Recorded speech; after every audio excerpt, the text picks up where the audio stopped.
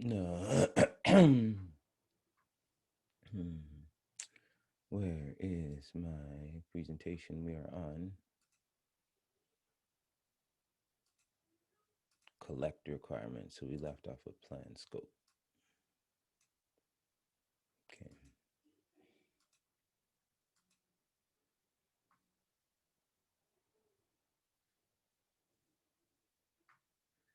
Make sure I'm in the right one. This is October, right?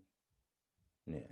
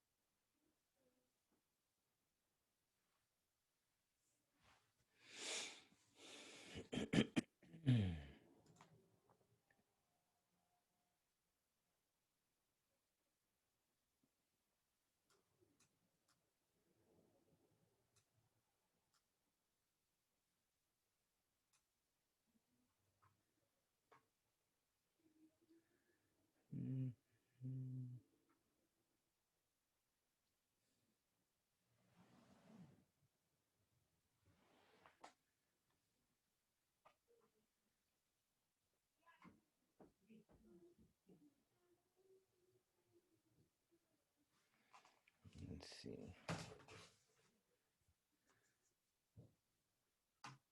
It might be. I don't hear you, but let me make sure mine is up. Get some Pandora going, make sure I'm good. Yeah, my Pandora is working. Let's see. Make sure my audio, Scarlet, yes, sir. You hear my music?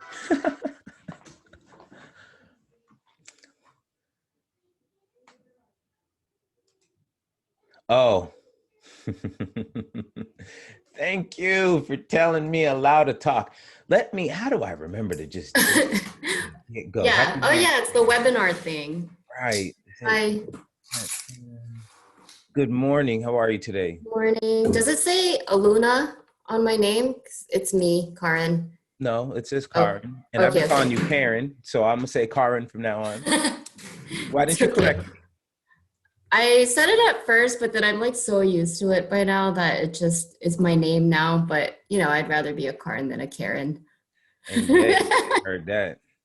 It's funny because growing up, I was always CJ. I did not like Cecilio. Didn't want that name. People are tired of being called Silly Ho, Cecilio. I was like, no, I'm just So from a 3-4 years old, CJ. And now as an adult, yeah, I'd much rather be Cecilio than CJ because it's just I don't know. Have you met another Cecilio? I haven't. I have not. Yeah, that name's really good. Feel a little lucky there. Yeah. Thank you. All right, so let's jump in. Keynote. Here we go. Let me share the screen.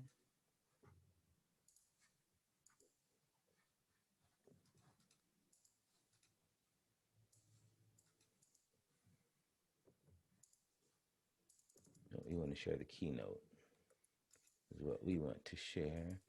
And then get this thing going here. Should have had this ready for you. But in 2 seconds, we should start the show. Come on, come on. There we go. I'm gonna remote.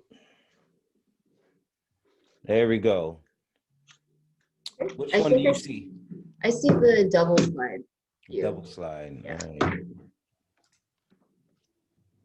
Still see the double slide? Nope. Looks Oh, good. okay. Easy peasy. I don't know. Okay. All right. So, and let me lock this into landscape view. And here we go. So just to recap, let me do a recap before we jump in. Just go back real quick and at least get to a slide. Here we go. So we don't see them on here, but what are the first two processes? First two things, PM. What's the first thing PMI wants you to do? Develop project charter and identify stakeholders. Develop a charter and identify stakeholders. Those are the first two things you do. And by the way, on the exam, PMI may give you examples where you're a project manager for XYZ company. You have just replaced another project manager that, for whatever reasons, maternity leave, fired, performance, whatever it may be, right? But you've just been placed as the PM for a project that's in flight.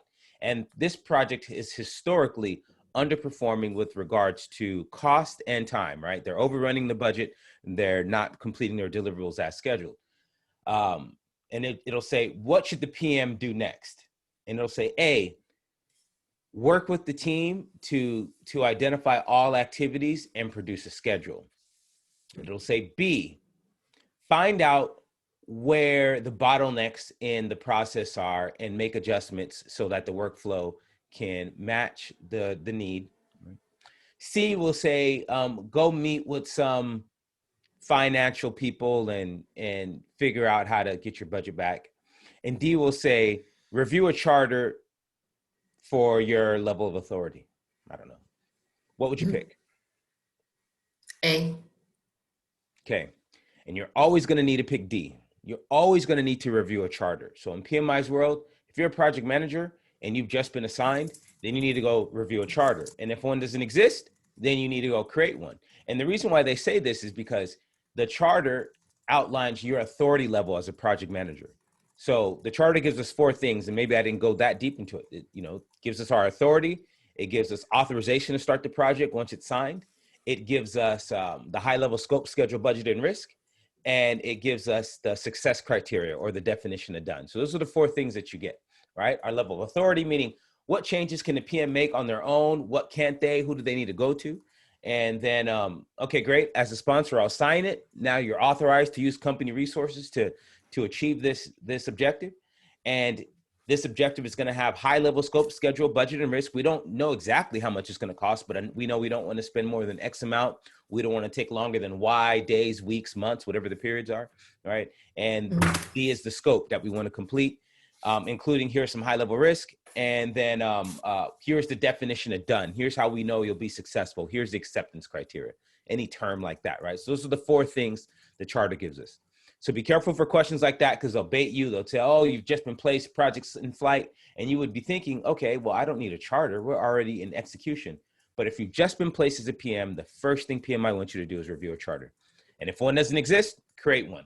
Now, that's in their world. It doesn't mean that in your world, you stop all work and be like, oh, company, we don't have a charter. I can't do anything. All right. But for the exam, that's what you'll do. Okay. All right. Then we talked about develop project management plan. And we are not done with that plan until we've completed all the other subsidiary plans. All right, so we're still working on that. And then we did plan scope management, which sort of gave us the how. And if you remember in develop project management plan, let me see if I can go back a little bit. Right here, we talked about all the plan something management. Where's my mouse? All right, we'll use this. All the plan something managements give you a something management plan, right? So Yep. as we work through it, we just did plan scope management. We got a scope management plan.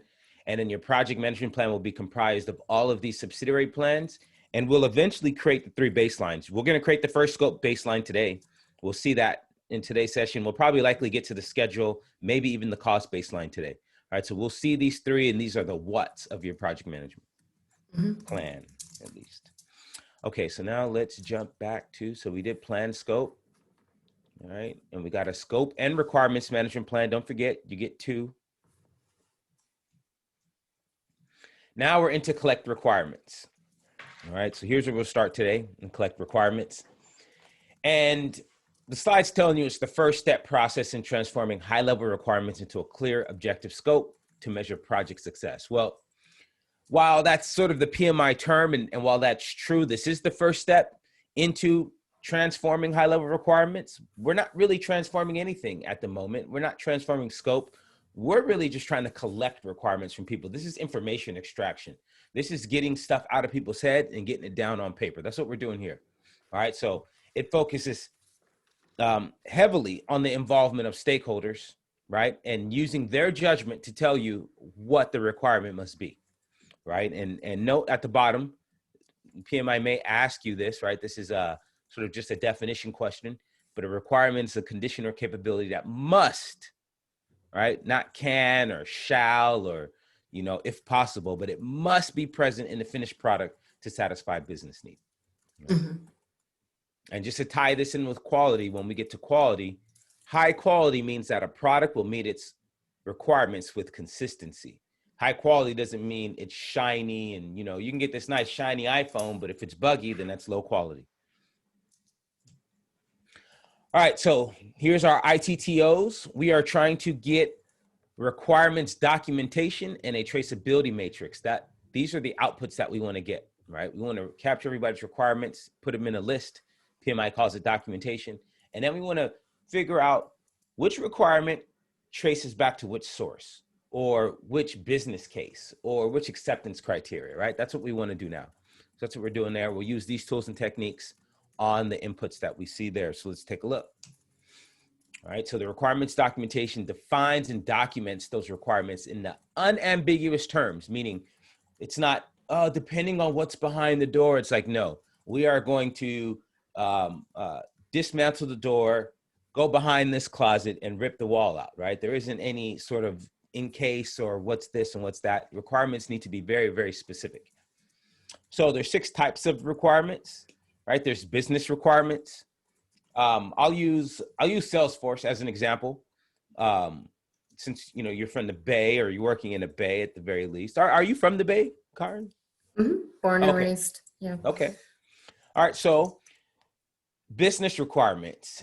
Salesforce needed to build that tower there in the heart of downtown San Francisco so they could attract the best and brightest talent. Okay. Stakeholder needs. You can't start construction before 8 a.m. and you need to finish before 4 p.m., right? Or else there's going to be traffic in the city. Solution requirements. Okay, we better find the best engineers because we don't want our building leaning like that other building in San Francisco. I won't name it. Okay. Transition across the street. They will remain nameless. We won't, you know. And then transition or readiness requirements. This is sort of like, you can think about this in your world too, when you're ready to turn over to operations or production, whatever term like you might be using it. But once you guys do the implementation and you've tested, you've load tested, stress tested, everything you've done and you're ready, there's some requirements in order to go from current to desired state, right? So there's that, you know, there's product requirements, what it needs to do on its own.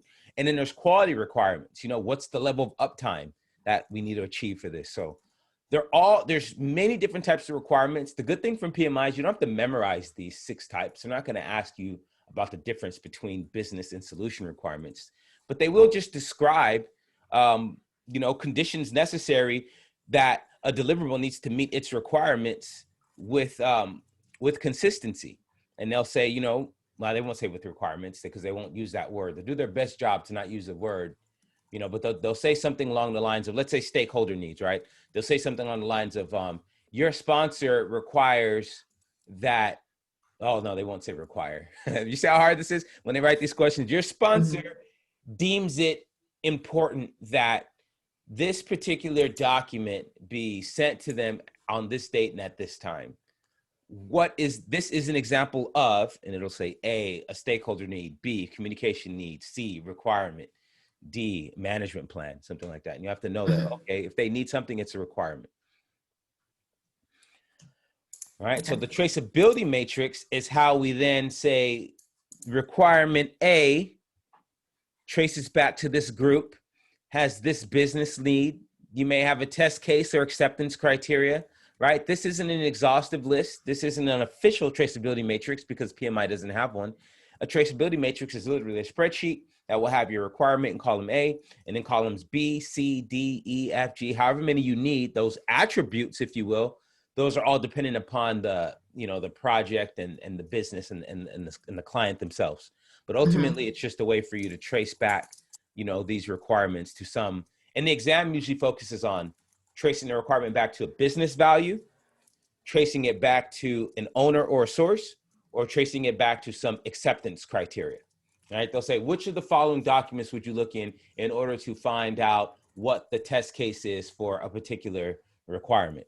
Right? And in that case, they'll just have to use the word requirement, and then you'll know it's the requirements traceability matrix, sometimes known as an RTM. I don't know if you've heard that term. I have not. Okay, yeah, it's not that familiar in the field. This is more along product design. So if you were working on the product itself and not necessarily the implementations, this is more so where you would see that. All right, so now some of the inputs that you need. Well, we need the how. We need a scope and a requirements management plan. We need a scope plan that says how we're going to define the scope and how we'll develop it. And how we develop the scope includes how we collect the requirements, right? But then we need a requirements plan that says, well, how will you actually collect it? Are we going to just put it in an Excel spreadsheet? Will we email people and they send it back? Will we get everybody in the room, put stickies on the wall? Do we have some software like JAMA that'll organize it for us? So that's kind of the idea there. And then we take a stakeholder management plan into account as well, because if we're going to be collecting requirements from all these people, then we need to know how to engage them in the right way, right? So the stakeholder management plan is, and this is one that's a little quirky from PMI because I have management here on the slide.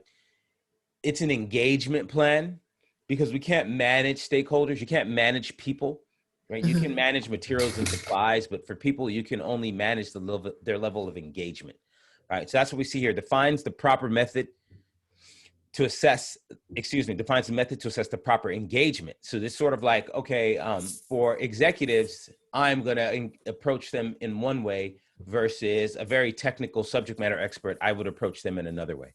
That's just kind of the idea there. So we'll take those into account as inputs. We'll also take any assumptions that we may have, any lessons we learned along the way. The business case, we definitely need that in order to collect requirements because the requirements need to satisfy the business need. And then the charter has all the high level requirements from your initial sponsor's perspective. So that's needed as well.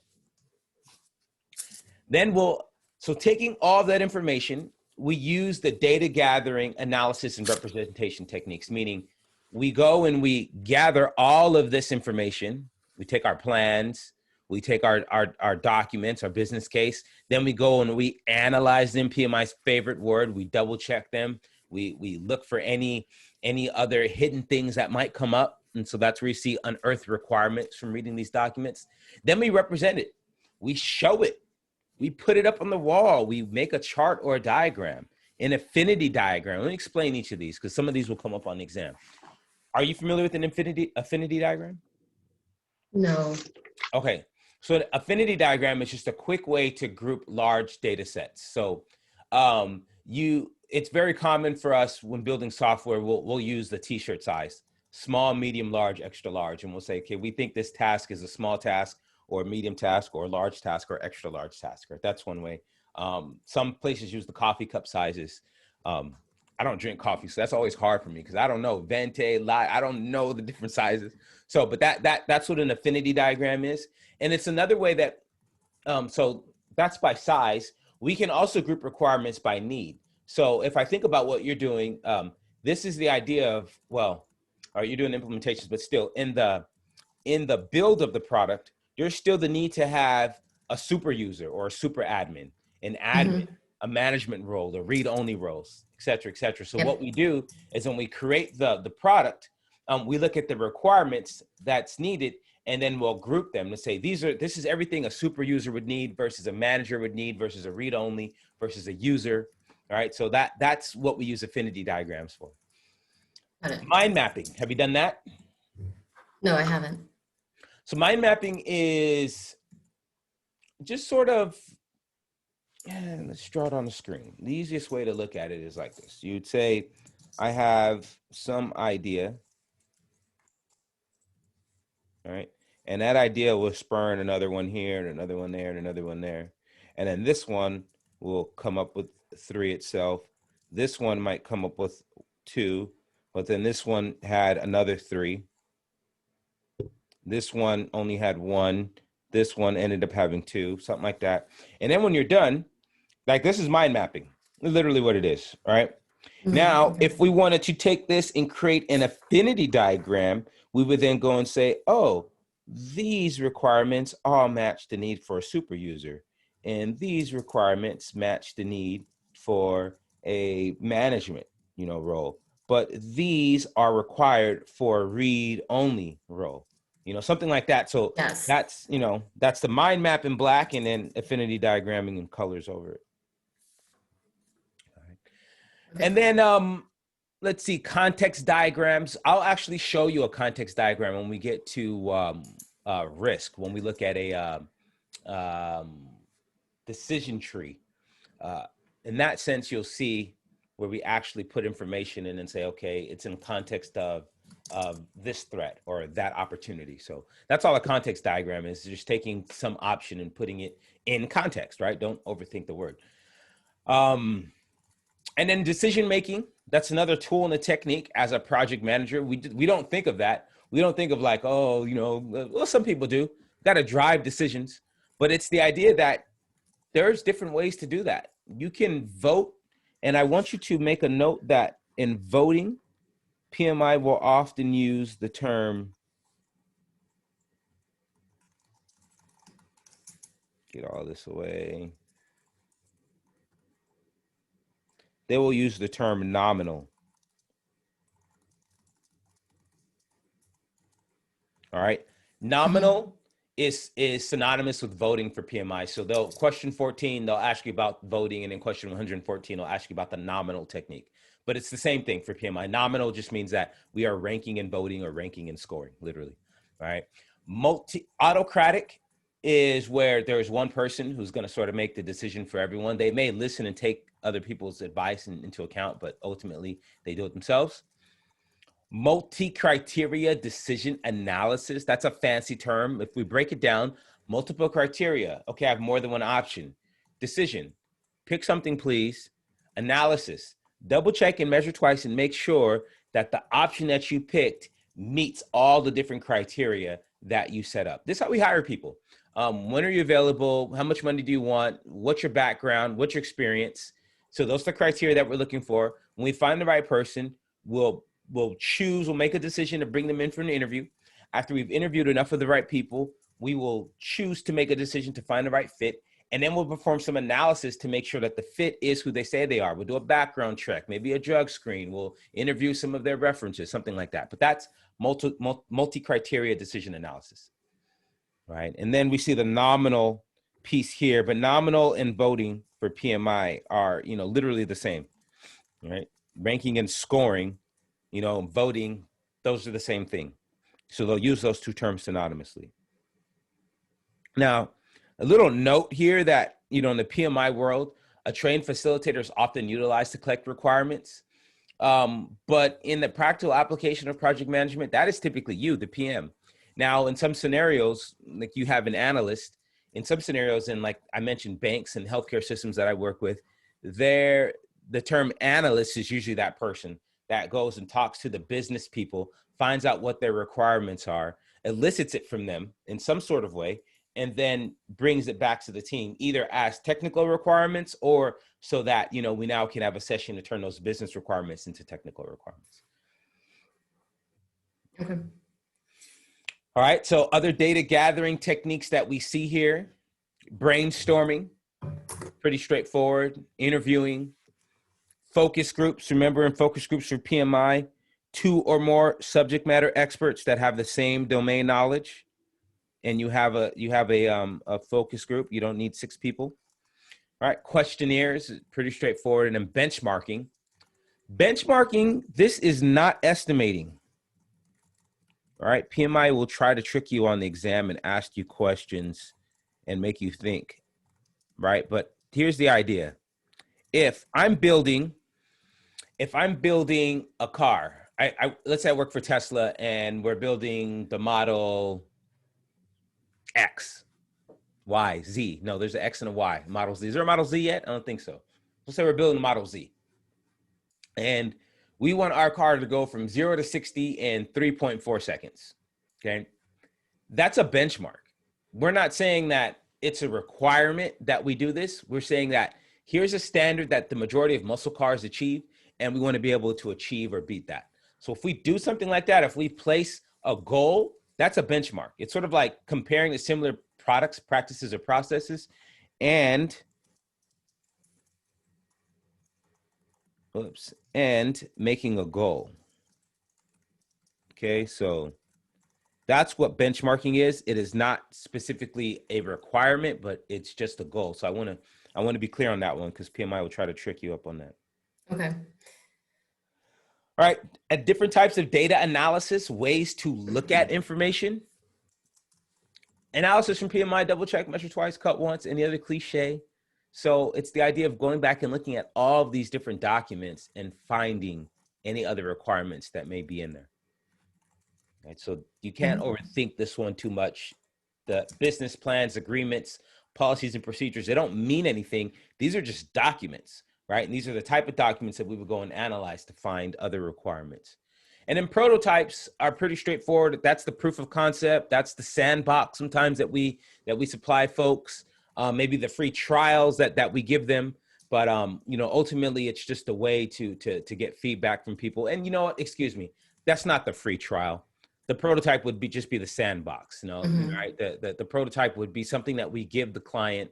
If it's a trial, it would be like, okay, we're going to implement something in a sandbox for you so that you can play with it, right? That would be a prototype, so that you can get requirements back. Well, if we do this, then we would need, you would need to do this, or, maybe Active Directory or a GPO policy or something like that might need to be included. So that's the idea of prototypes in context of PMI.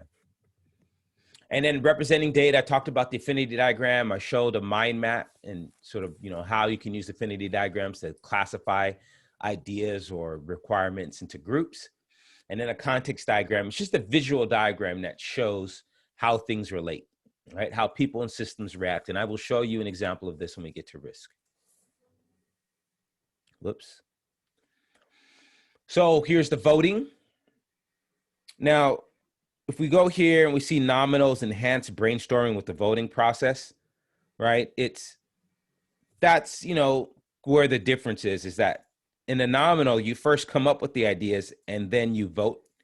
In voting, the ideas are already there and then people just need to vote on them. So that's the technicality between the two. All right, and then unanimous, majority, plurality, right, or autocratic, multi-criteria. Just be sure you always let people know what to expect, how they're going to do this.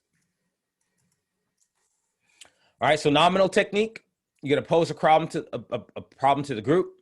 You're going to silently generate their ideas, right? And it's the idea. It's the thought that now if we collect the ideas silently and unanimously, now no idea will be discounted because they came from a particular person, right? And then the votes happen privately as well, right? So you can look at the nominal technique as sort of like how we elect presidents, actually, even sitting presidents, right? There's a primary where people come up with, the idea of who should be running and who should represent.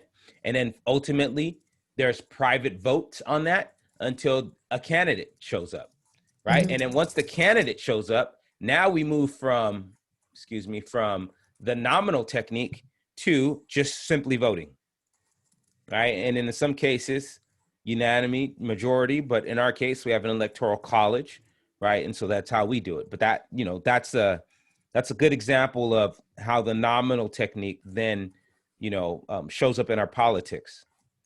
I see. All right, so case study number 1. And I will be back. I'm going to get some tea.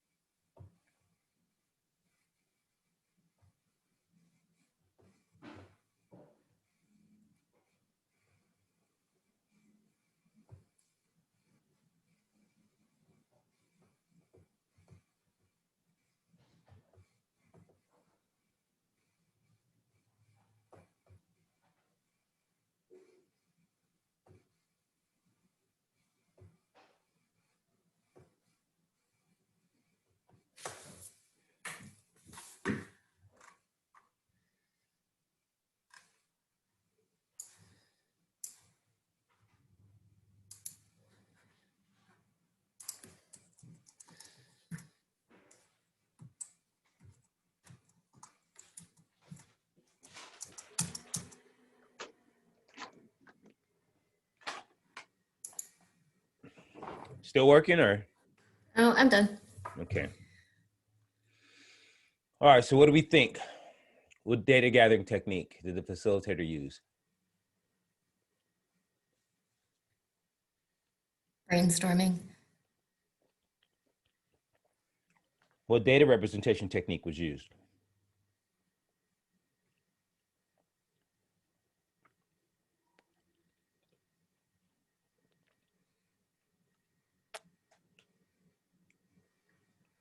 A.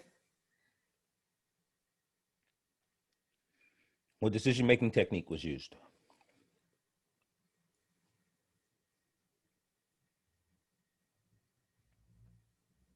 B. And which document should John record the requirements?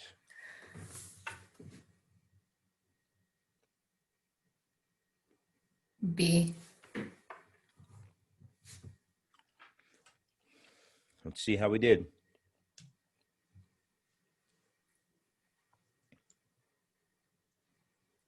Yep.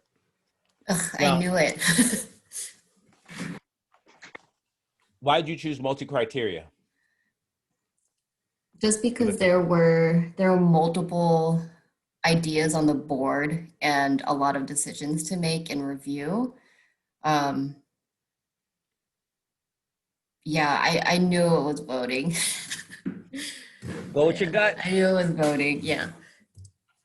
Okay. Well, now that we've collected the requirements, now we got to go and say, okay, let's look at the charter and let's determine which of those requirements actually meet the project need and what we're going to, and then we can say what we're not going to do. So that's why it's important for PMI that you collect everyone's requirements from the get-go. You don't, it just doesn't matter. You collect everyone's requirements, either or not. And then, oh, I'm sorry. I think 1 second. You collect the requirements and then that way you can say what you're not going to do. 1 second. Sorry. Okay, it's okay.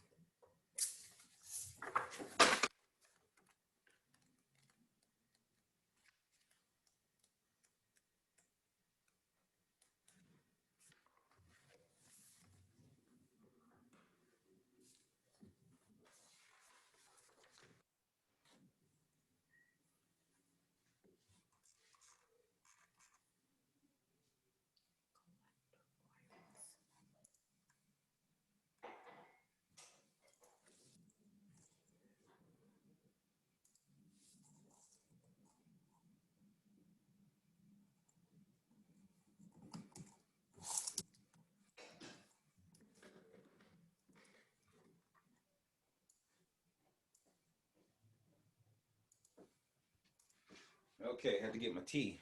No problem. We're not in the recap anymore, right? We're moving forward. We didn't Yeah, discuss we're moving collective. forward. Okay, okay. Okay.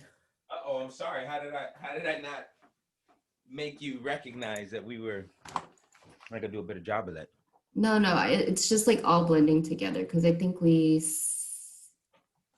oh no, do we start today on plan scope management? We ended on plan scope management. Oh, okay. Yeah, I went back there just so I could recap developing the charter, identifying stakeholders. Yeah, I just kind of. Okay, got it.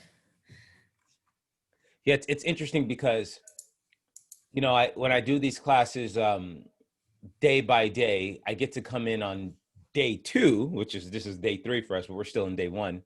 Mm-hmm. I get to come in on day 2 and then sort of do like a 20-minute recap and sort of tell a story and walk everyone through. I'll do that for you, but it won't really happen until like our 5th session, because just the way it's broken up. But actually, it'll happen tomorrow. Yeah, tomorrow we'll complete day 1 today, and we'll go into a little bit of day 2, and is that true? Yes, that is true. We'll go a little bit into day 2, but we won't complete planning. So by the time we get to tomorrow, we'll have a recap. And then on Tuesday night, I think if not Tuesday night, Thursday night, we'll be able to do the full recap of day 1 and day 2. Okay, cool. All right, so scope management, we're defining scope now. We're going to take all those requirements that we collected and make sure that they meet the charter, the ultimate goals, and that's where we see selecting and defining the final requirement list. Oops. And then we want to craft a descriptive scope statements. And this is where, if you remember, I told you the charter is always high level, and then everything else is high level of detail, meaning it's down in the weeds, it's granular. So that's the case here. We're going to get a very detailed document. And the scope statement is the most detailed document for PMI. It has everything you want. Anytime you see questions on the exam that say, you got a new executive has joined the organization and they want to know what they will be getting as a result of this project. Which of the following documents should you provide them? A, the charter. B, project management plan. C, scope statement. D, chart of accounts. You had some executive that joined your project. What would you want to give them? You want to give them a charter? Oh, an executive, yes, the charter. Uh-huh. And why do you want to give them the charter? Because execs really need to look at the high level details. Which is true, but not for the exam. Okay. For the exam, they need the scope statement because the scope statement is the most detailed document. It's going to tell them what's in scope, what's out of scope, how you're doing it, and how you're going to get sign off.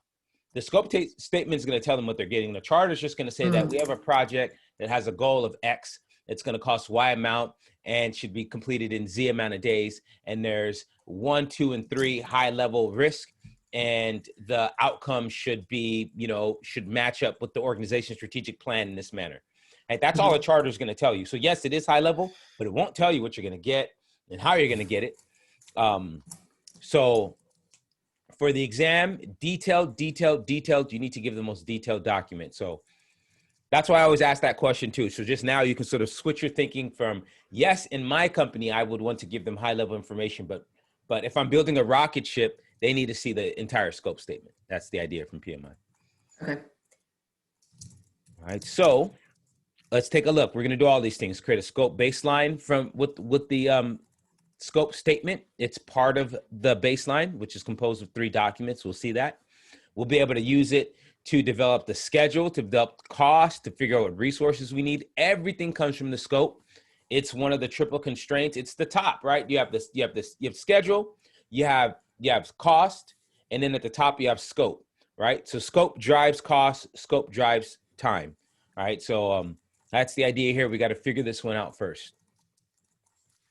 Now, scope creep, if we see at the bottom, scope creep is where changes are happening to the project and you are not collecting more money and more time. If I annotate on the screen, right, and we do the triple constraints here, and we say, okay, scope, we say schedule, and we say budget.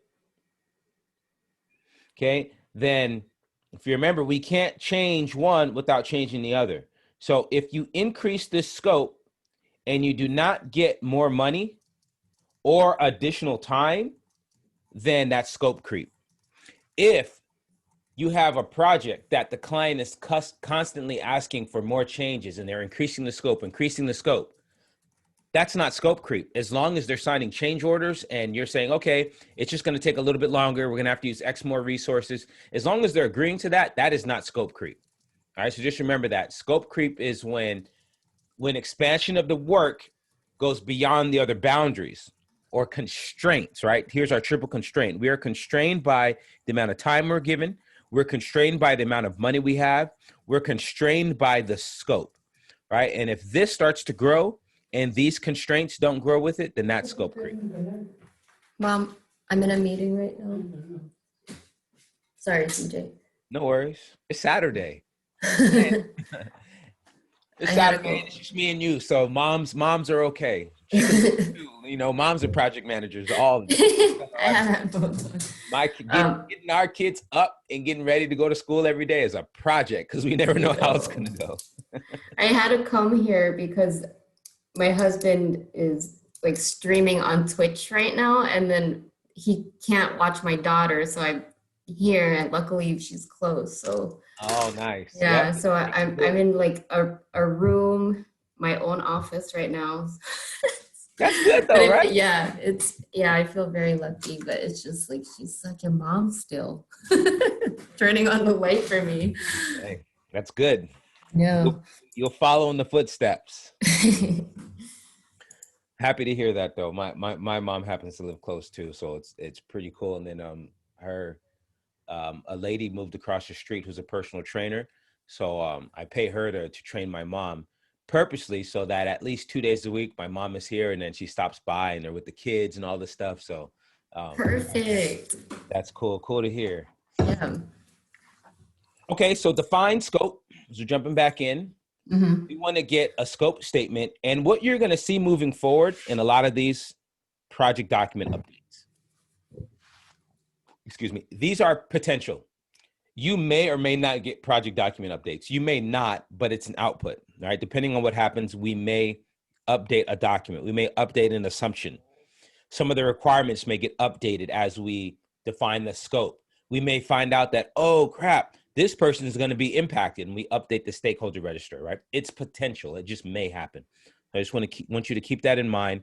But if PMI asks you what are the outputs of defining scope, it's going to be a scope statement and some updates. And you'll see this on all the, you'll start to see this theme as we move forward, because now that we've started creating the plan, every time we create additional parts of the plan, it gives you an opportunity to update some other document, if that just kind of makes sense. So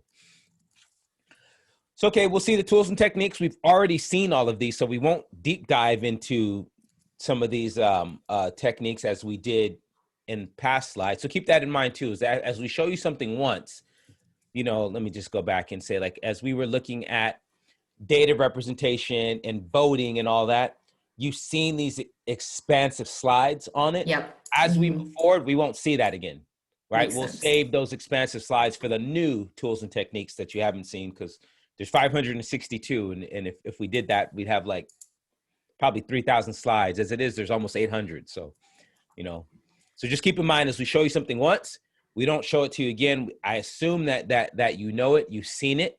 And then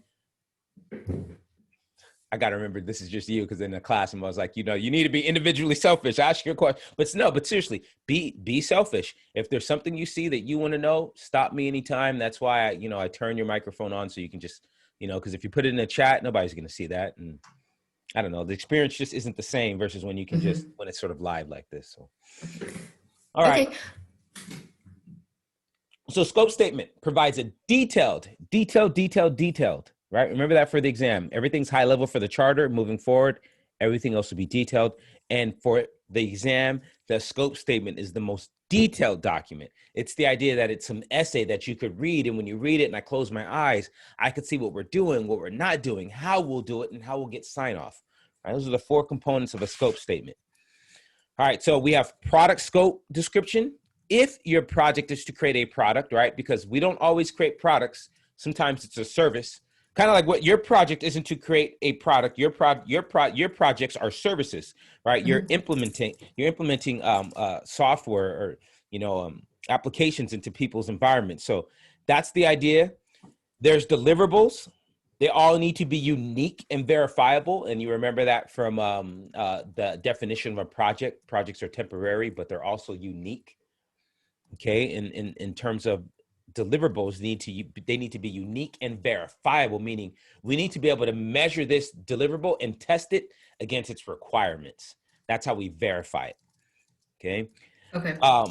Acceptance criteria, we need to know what the client is going to say, right? Is if the scope of work is to paint the 4 walls in each room, right? Then the deliverable is just going to be 4 painted walls, or are we painting the ceiling?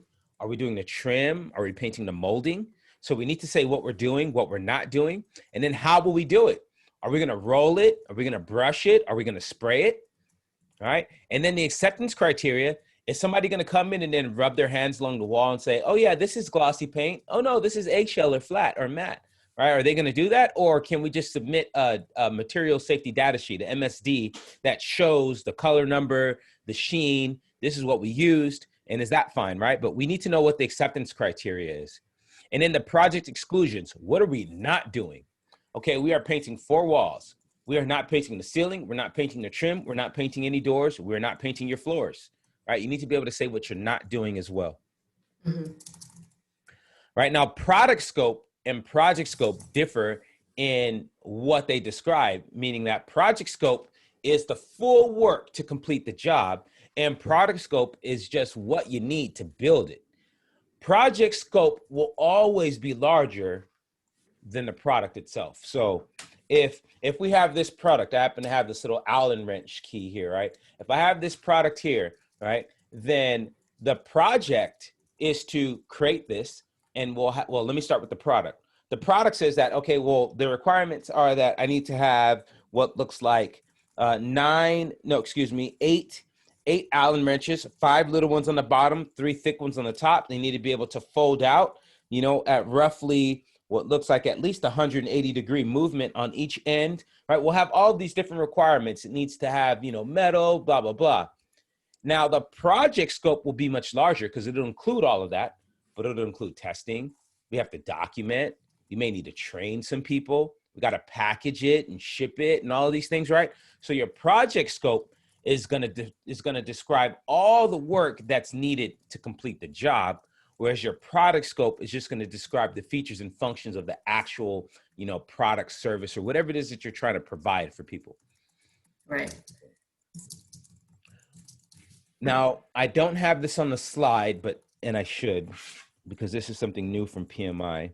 So I'm going to annotate it, and you can write this down. But we measure project scope against the project management plan. Okay. We measure product scope against its requirements. That makes sense. All right. So PMI will ask you, how do you measure project scope? And they'll say, A, the charter, B, project requirements, C, stakeholder satisfaction, D, project management plan. In that case, we can measure the size of a project against its plan, right? And then how do we measure product scope? And they'll say A, stakeholder needs, B, final result, C, requirements, D, requirement management plan. They might even throw that in to trip you up. And it's like, well, I can't measure my product against the requirements management plan because that just tells me how to collect, how to develop the requirements. I got to measure the product against the requirements itself. All right, so I want to mention that here so you know that. And then we may update some documents, right? We may update some documents depending on what's happening here. So we need the charter because it has high level information. We need that. We need other project documents. We may have the requirements documentation that we created in the last process. We definitely need that. If we have any assumptions, any risk, this is not an exhaustive list. You might need a stakeholder register. You might need a bunch of documents, but we need the charter. We need any project documents that are available to us. And then we'll use the tools and techniques that you've seen before. We'll look at alternatives analysis now. So this is a new one. So I like to use in and out. Tell me you've been in and out. Yep. Mm-hmm. Okay. Can't live on the West Coast and not go to in and out. Okay. So I'm going to assume that you've been to in and out when the drive-thru's backed up. Mm-hmm. And what happens when the drive-thru's backed up?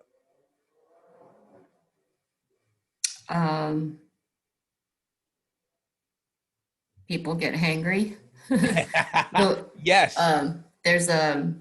There's someone that takes your order that comes outside to try to move the line. Yes, because they know people get hangry. So that's the alternatives analysis was we could do the McDonald's approach and we could make a really long drive-through that has the ordering piece all the way back here. So that way, if you get in line, I can fit 8 cars behind me and still be taking the 9th car's order. And now everybody's, they've ordered, right? In-N-Out said, no, we're not going to do that.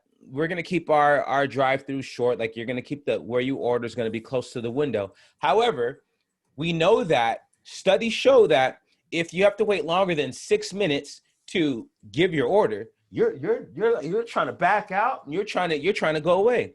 So they come out and they take your order. In fact, if you go to the right in and out, someone will come out on roller skates, like, you know, retro style, and take your order, right? Wow. Now, they do this. Now, let me ask you this. How do you feel when they take your order?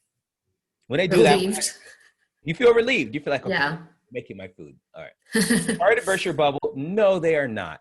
It is all psychology thing. They just know that, hey, if I come take her order, one, I've got her commitment. Now she can relax and either listen to music in the car or talk to the people that are there because, you know, we've taken her order and she's giving us money.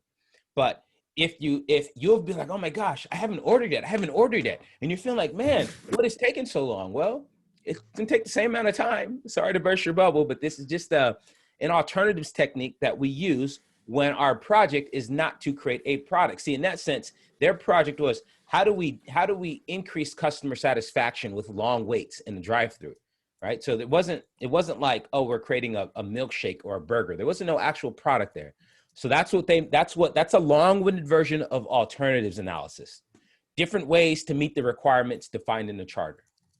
All right, so this is like, okay, we upgrade an email server, we can upgrade to the latest version of Outlook, or we can just move the entire company to Office 365 in the cloud.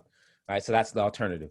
Product analysis then is not looking at the specific product. So this is the idea that, okay, no, we're in and out. We're going to use fresh cut fries. We're going to use potatoes. We're going to use fresh potatoes. We're not going to use frozen ones, right? That's where you're looking at the product itself, and you're looking at the different characteristics of it. What type of oil will we use? So we're going to use oil with no trans fats. You know, our beefs will be all beef, all natural patties, never frozen. That type of stuff. That's the product analysis.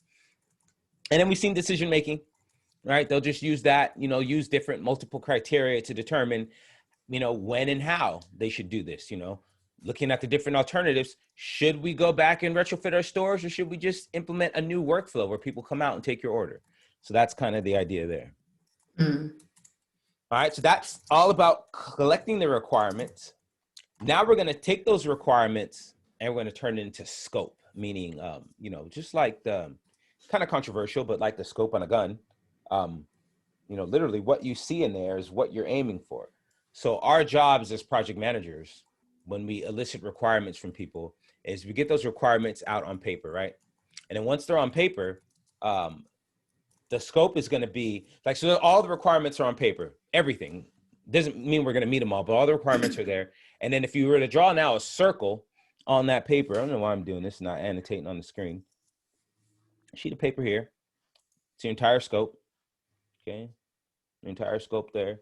And then now, or your entire requirements, but now our scope of work, because we're limited by the amount of money, the amount of time we're going to do, is just that. We're only going to do what's inside this circle. So all the requirements side here, that's what's in scope. Everything outside of this, out of scope. All right, we're not doing any of this stuff out here. All right. And now your job as a PM in a waterfall project like this is to now keep this circle here, keep it from growing, all right? And then keep the circle from shifting over here, all right? You might complete the same scope, but then it's something, a whole set of requirements that the customer didn't want or didn't ask for. All right, so that's the idea, is that we collect requirements. Now we can define the scope of work that's actually going to be in there. And then more importantly, we can tell everybody what we're not doing. So we're going to translate the scope statement into an actionable list of work that must be delivered. Okay. Now when we're creating this WBS, we're going to break down what we see here into actual like deliverables. Like, so within this circle, it may be, you know, 5, 10 deliverables. So we got to go figure that out. Right. We're going to expand on the scope statement. But when we say expand, what we're really doing is we're creating a picture, right? A picture tells 1,000 words. We're creating a picture of it. When we create this WBS, this work breakdown structure, we're going to also create a dictionary. And you see that down there at the bottom, the scope statement, which we created in this last process, the WBS and the WBS dictionary. We're going to create these two documents now. This is the picture, if you will. This is the legend for that picture, right? If this is a map, then this is the legend. These 3 documents then make up the scope baseline. Because if you give me a document that says, here's what we're doing, here's what we're not doing, here's how we're doing it, and here's how we'll get it achieved, and then you give me a picture that shows all of the deliverables for that project and how they match up, and then you give me a document that outlines the picture, it helps me to decipher it, I've got a pretty good idea of what this project is. I've got a good baseline for the project. So that's the idea of a scope baseline, right? And the baseline gets approved because it gets signed off on in the project management plan. So remember that scope baseline's approved. So we want to get this baseline. We want to get some documents. Oops.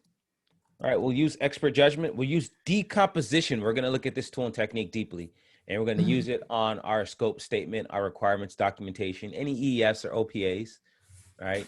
And then we'll create the baseline. All right, so the baseline is the standard by which work completion is compared. So if we want to measure the scope of a project against its plan, we got to look at the scope baseline. We got to look at the scope statement, the major deliverables. We got to look at the work breakdown structure and the WBS dictionary. Have you done a work breakdown structure before? Have you seen it or heard the term? I haven't done it formally, but yes, I've created project plans and had to, break it down. Okay. Yep. So even though you say you haven't done it formally, you have. I just heard today you said you have a daughter. I'm going to assume she's, I don't know, younger, 3, 4, 5, 6 years old. So 6. Okay. Oh, I have a 6 and 4-year-old. Good Lord, or 3. Wow. So I know your pain and joy, and lots of joy. So you've had a birthday party or 2 for her. And in this birthday party, you're like, okay, well, what do you want to have? And where are we going to go? And what kind of food are we going to have? And the drinks, and who are we going to invite? And while you didn't think you were formally doing it, you were creating a work breakdown structure. That's like literally, that's what we do in our everyday lives. So now it's just doing it for some really big project. So it's a decomposition. That's PMI. That's a PMI term I want you to remember. Think decompose, bodies breaking down in the ground, right? We want to break down this work to its lowest level. And the poor man's version of WBS is when you can break down your deliverables and you can no longer use nouns and you have to switch to verbs, then you know that you've gotten to the lowest part that you can go. Let me explain. Birthday party. What do I need to have a birthday party? I need a venue. I need food. I need drinks. I need invitations. I'm probably missing something. I need entertainment. Okay. And now if I go underneath entertainment, I already had music. So let's just say entertainment. If I go entertainment, I have music. We might have games for the kids, like a jumpy, something like that, right? If I go down to jumpy and I break that down to more levels, and I'm sorry, I should be doing this on the screen, right? So if I have, okay, here's the B-Day party, right? And then underneath this birthday party, we have entertainment, we have food, we have drinks, and then we need people, okay? And then like in entertainment, we may say, okay, we have music, we have games, we have a jumpy. Under food, you might even go vegetarian and non-vegetarian. And even under vegetarian, you might go vegan and non-vegan. And under non-vegetarian, you might go meat. Excuse me, you wouldn't go meat, but you would go like beef, chicken, pork, fish, right? So you'd keep breaking it down. And to the point where you say, okay, beef, and then you might say beef. Okay, if it's beef, maybe we'll do, let's say we're doing Mexican food. It's okay, burritos. And now if you go underneath that, you say order burritos. Okay, now that I've gotten to the point where I have to use verbs and it's order, that's separate. Those are activities. We'll put those on activity lists. I'll come up to that next level, make sure the bottom level was just nouns only. So that's sort of the poor man's version of doing a WBS. It's like everything should be a noun because it's a deliverable. And the moment that I can't use a noun anymore, I've got to take some action. I know I've gotten to the lowest point. All right. So your lowest level is known as, I got to redo all this. I wish I could just hold.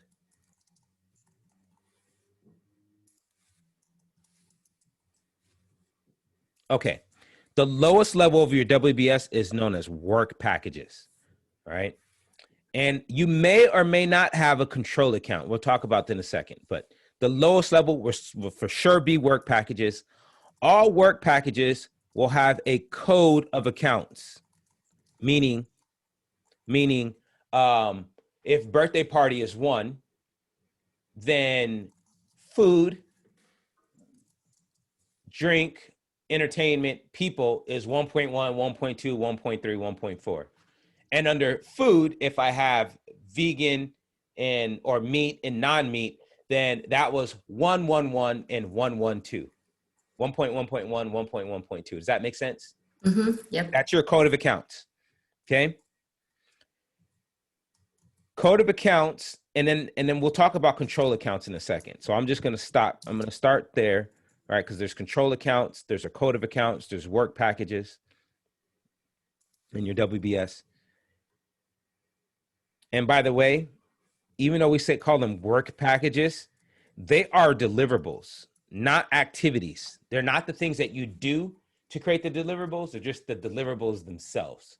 So that's we call them work packages, but work is not meant to be an adjective here, but a noun. Okay.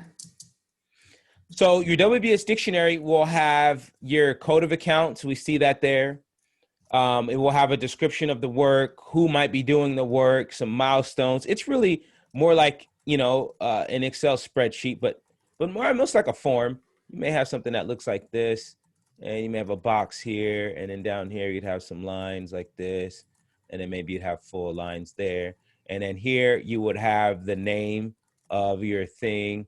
All right, it would have the number 1.1.2. And then here you might have high level cost. Here you might know the resources who are going to be, doing it. So that's what a WBS dictionary looks like. For every deliverable, you would have some document that looks like this. Okay.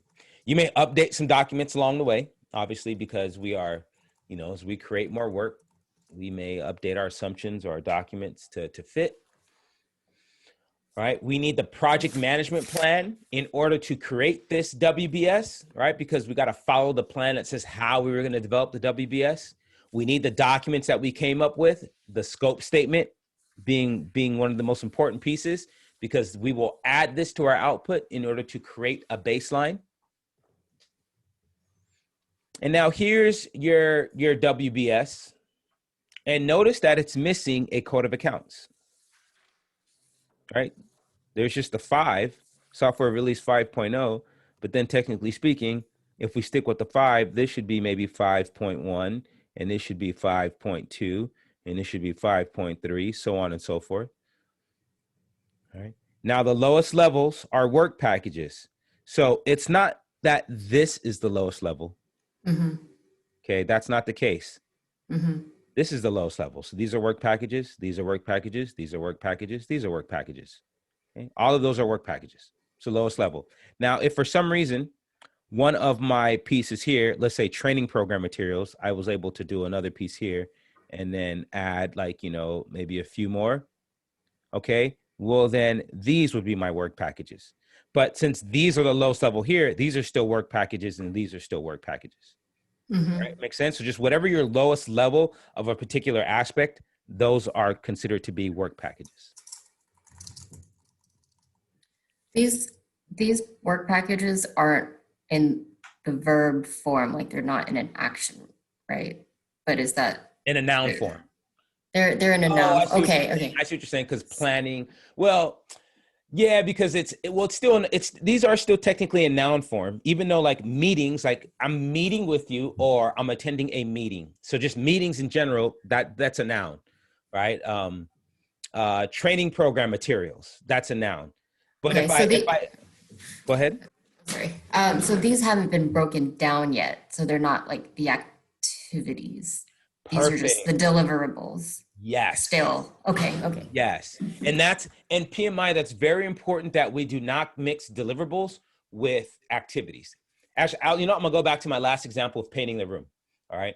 So if I have this and instead of software project, it says paint the room, right? And then one might say You know, we need to, in order to paint a room, I need materials. I need, you know, the walls need to be painted. I need tape and paint, like tape and paper and all that stuff, right? Be there. So now if I go to paint, if I go like just to the walls, let's say this one here is the walls, right? Then I might say we have accent wall, main walls, and then the trim, okay? And then below the trim or accent walls or main wall, it may say tape up the wall. Add paper to the floor, right? Cover the paper with cover the floor with paper or with, you know, some sort of carpet. Okay, now that we're using actions, those are verbs, those can go on the activity list, right? We don't, because if I say paint the wall, well, it's a very different activity if you're going to roll it, right? Because if you're going to roll it, then you need rollers, you need this, you need different, right? It might take you two people to paint the room in the same amount of time that if we spray it. Now we need mask, we need ventilation in the room, right? And then we're going to spray it different. I need power because I need something to do that, right? Versus if we just brush it, okay, all right, we don't need mask, we don't need ventilation, we don't need power. We just need brushes, we need cans, we need more bodies, we need more people. So that's the idea from PMI, that we don't want to mix scope and activities, because if all of a sudden you say, you know what, CJ, I love the color, but I don't want you guys to brush it because I don't want paint lines. I want it to be very, very, you know, even. So you can either roll it or spray it. Well, then that changes all of my activities there. Does that make sense? Activities will change. Scope will stay the same. You're still going to get your walls painted. So now the structure can be created using numerous approaches, and ultimately the PM decides, right? If you get a question on exam that says, who determines the way a WBS is structured? It's the project manager.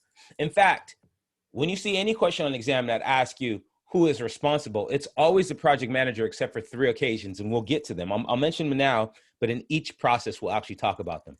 So the 3 times where the project manager is not responsible, we'll first see it when we get to risk. We have something called risk owners. So if an earthquake happens, we have these here in California. If an earthquake happens, then somebody's going to be responsible for head count. Somebody's responsible before that earthquake happens, likely to make sure that the first aid kit's been updated, you know, on an annual basis, that maybe we have canned foods or, you know, bottled water stored up. As a PM, you could be a risk owner, but the risk owner is responsible for implementing a risk response, not the PM. So that's the first time. The second time is when we get to execution, when we get to conflicts between people. PMI says that if stakeholders have a conflict with each other, then those 2 stakeholders are responsible for resolving that conflict. And if they can't, then it gets escalated to the PM. Now, in the practical application of project management, we don't do that. We don't wait for the 2 people to figure it out and come to us. If we see a problem, we're like, nope, let's just go squash it now. But for the exam, the idea is that, no, you're the PM. These people need to handle it themselves. And if they can't, then you come in. All right, so that's the second time. And the third time we'll see it is when we get to procurement negotiations. PMI notes that as a project manager, you are not responsible for the actual procurement, right? They note that is most PMs, 95% of PMs don't actually buy the things. While we may say, I want to get it from this place, I want this particular one, here's the contract, here's the person you talk to, we don't actually go in and negotiate and execute those contracts. Somebody else does it on our behalf. They spend the credit card, they actually put the money in, exchange it, and then get the product to you. So those are the 3 times that we'll see risk owners, conflict resolution, and procurement negotiations. And we'll deep dive when we get to each of those, but I just want to mention them now. Okay. Every other time it says who's responsible, you can literally, I want you to be confident enough, you can just stop reading and then go down and pick the PM if it's not those 3 scenarios. All right, so with that being said, it's the idea that as a PM, you don't have to use a top-down approach. You could create a WBS that goes sideways if you want to, right? I've seen plenty of those, right? So it just depends on how you want to do it, right? Your WBS components would represent verifiable products. What does it mean to have a verifiable product?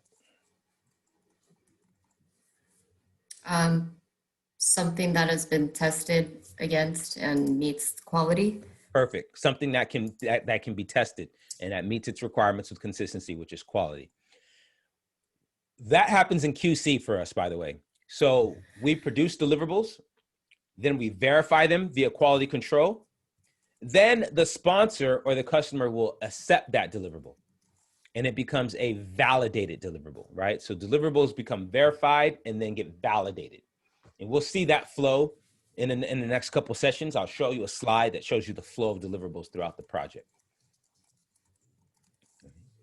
So it's kind of what we do here. Yeah, we confirm low-level components are necessary and sufficient to deliver high-level components. That's actually what the 100% rule means, right? The 100% rule is really making sure that all of the work has been shown up in the WBS, like including meetings, including if we have to do any cleanup or remediation work, all of that, right? Because even though it's not part of the product, all of that is still work that needs to happen in order for you to achieve and then close the project down. So all of those things get included. That is the 100% rule. Okay, next case study. Okay.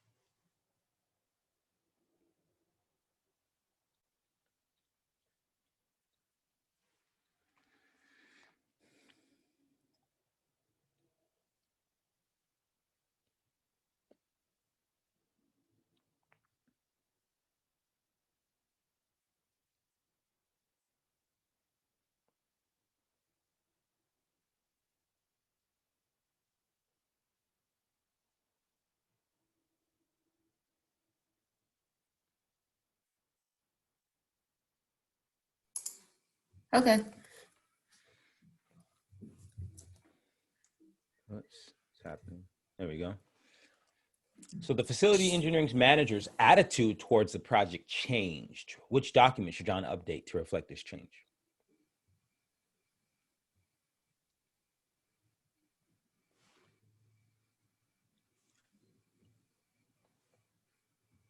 Project management plan. Okay, and why?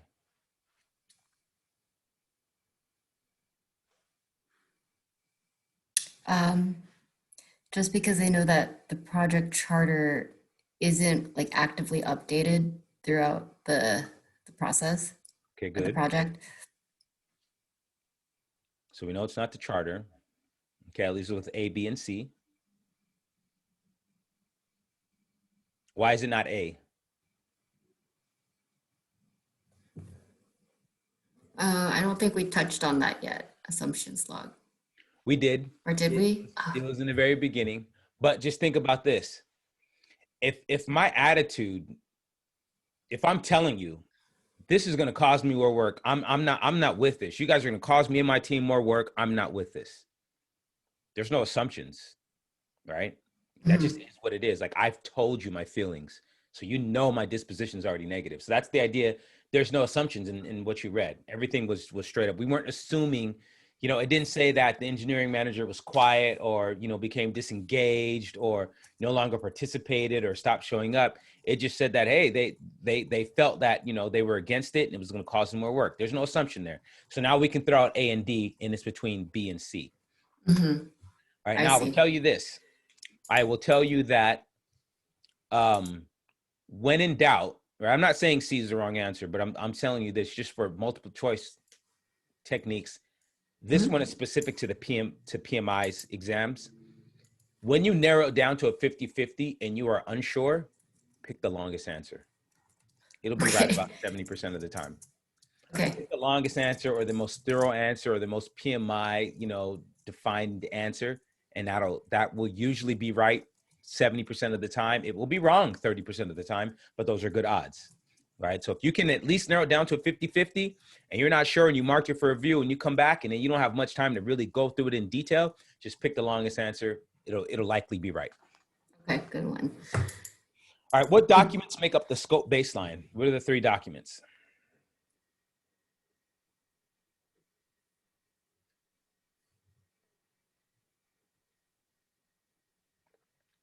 C. Okay. And once the baseline is approved, which process should be used to evaluate it, or any changes, I should say? We haven't talked about any of these yet, except for plan scope management. So just take your best guess. Okay.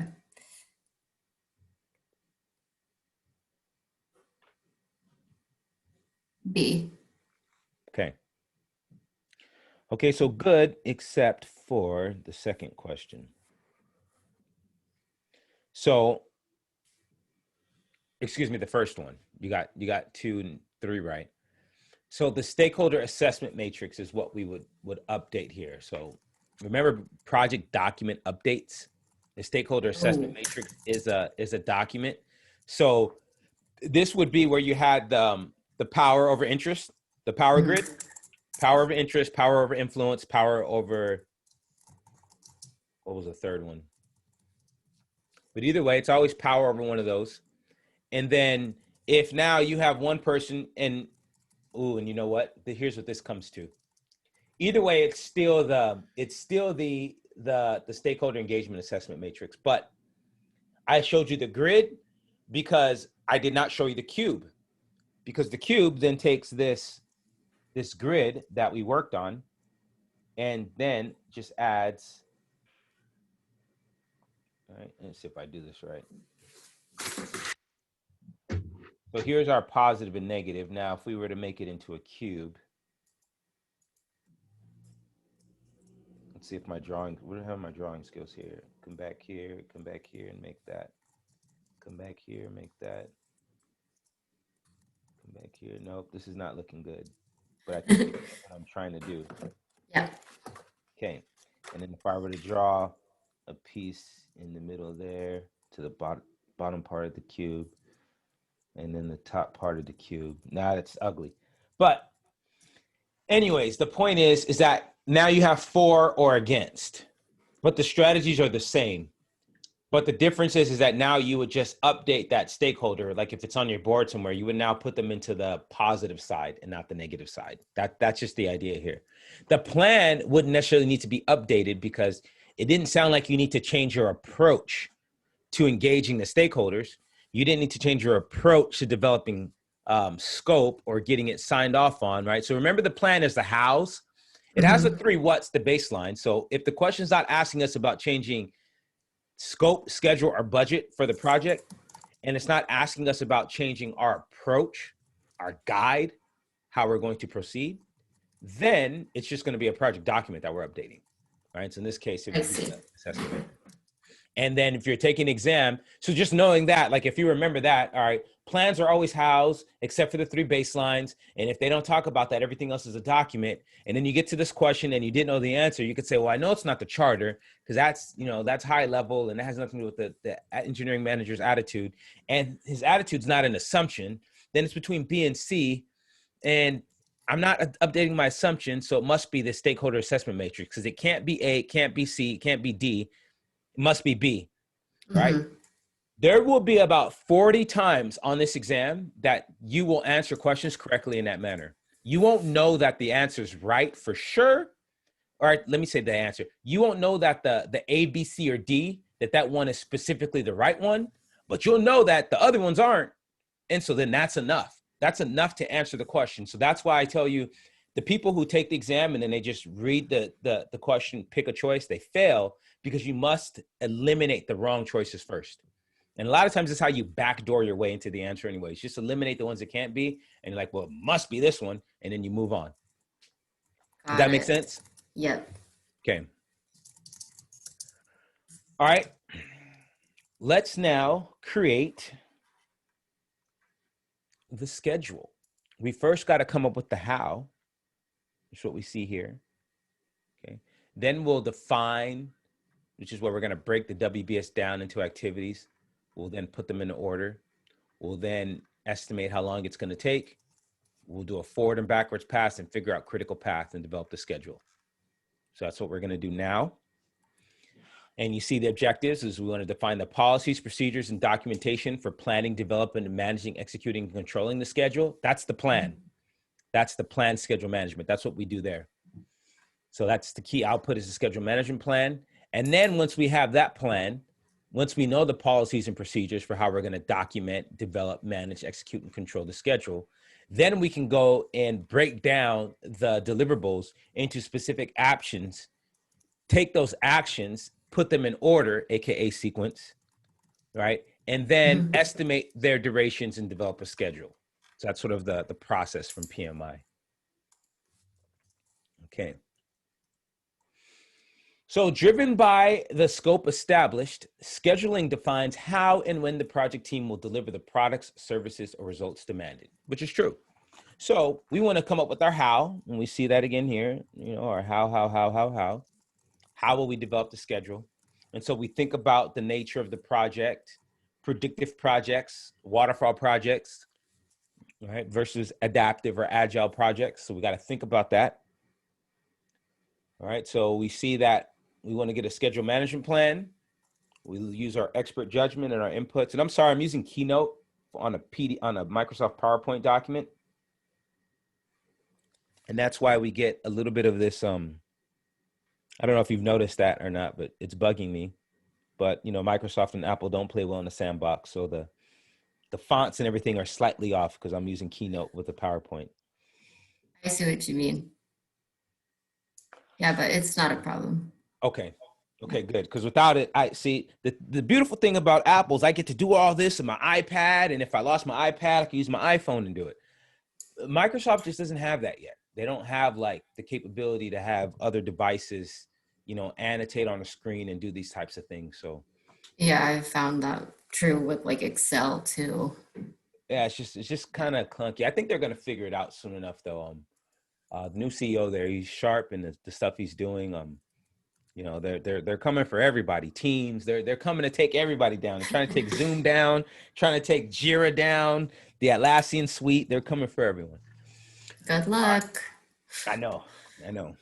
Schedule management plan, right? So this is now how we're going to schedule and do everything. It is a subsidiary plan. You'll see, you keep hearing me use that term, right? There's 12 of them. In addition to defining the sequence of activities, we'll also establish, you know, how accurate do we need to be, right? So this could depend on our customer. It could depend on internally, but you know, do we need to be accurate to the week, to the day, to the hour, right? So we need to think about those things. And then, you know, what's our unit of measure? Are we measuring in days, times, maybe minutes? How are we measuring, right? And then in our reporting format, what cadence or like how often are we going to update it and where is it going to be? And, you know, what should people expect? All right. So we need the charter, high level information about the schedule there. EES, because, hey, how our company operates depends on how we can develop a schedule. If folks are working, you know, from home on Fridays only or from home every day of the week, that brings a challenge that we have to solve. The software that's available to us that our company has licensing for, that brings a challenge. Or could make, you know, make things easier if they have a really good, you know, software license or something like that. And then OPAs. What does a company have that won't allow you or will allow you to not have to reinvent the wheel? Right? Do they have templates available? Are there, you know, tools that are just there for you that you can go and slightly tweak to match the need for your efforts? If so, then great. We take all that into account.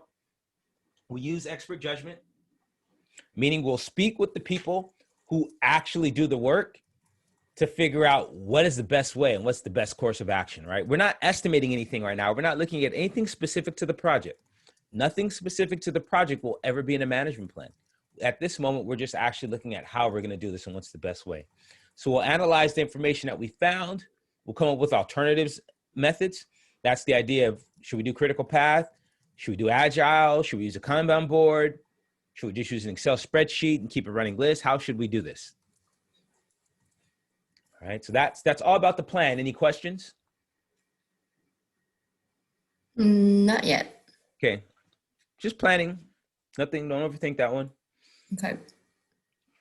So now that we have a plan and we say, okay, we're going to just reach out to everybody and we're going to collect their requirements via email, and then we're going to compose it and send it back. And then we're going to use that to develop the schedule. Sorry, I'm talking about requirements. Let me jump back to the schedule. We're going to maybe send these activities out to everybody and have them give us their estimates, and then we'll put them back in. Maybe that's the case, right?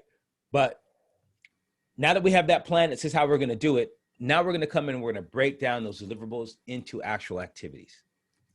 Right? So that's where we see defining activities. And by the way, it uses, let's see, get here, oops, decomposition again. If you remember, we decomposed the scope into work packages. Now we're going to decompose the work packages into activities. Let me make sure I didn't miss anything on this slide. Nope, describes the actions that deliver the deliverables.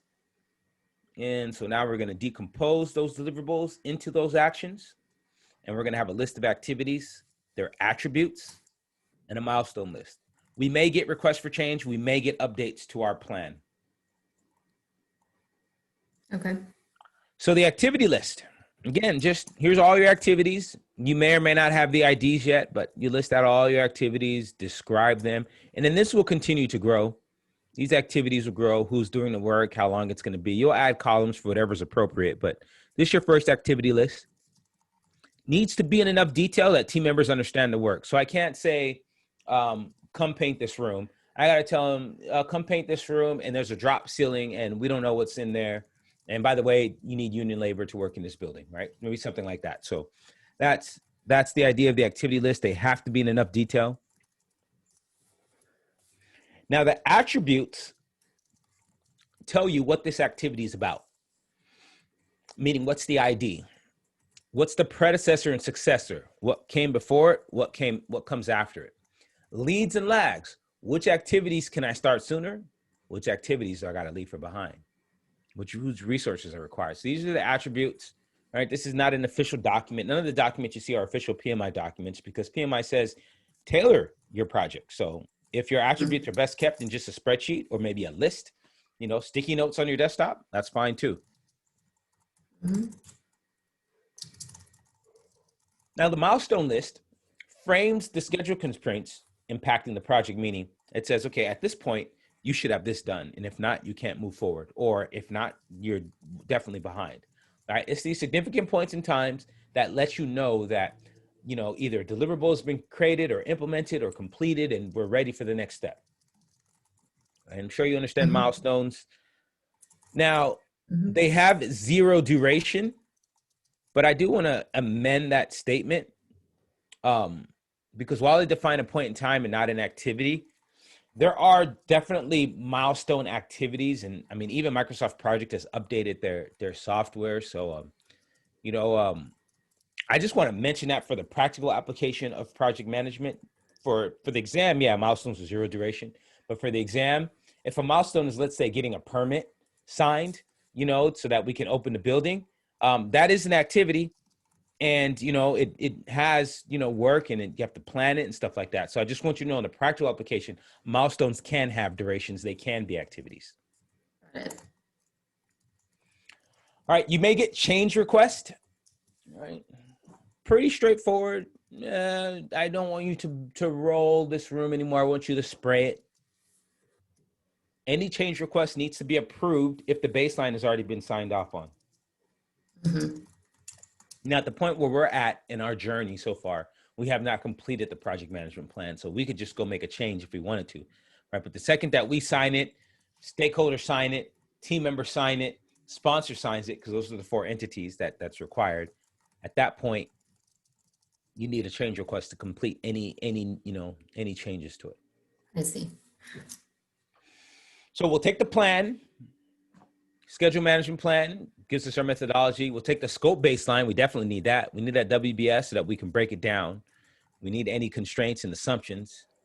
We need EEFs and OPAs. What's our PMIS system, right? What software we're using? What tools do they have so we don't have to reinvent the wheel? And then we'll use our expert judgment.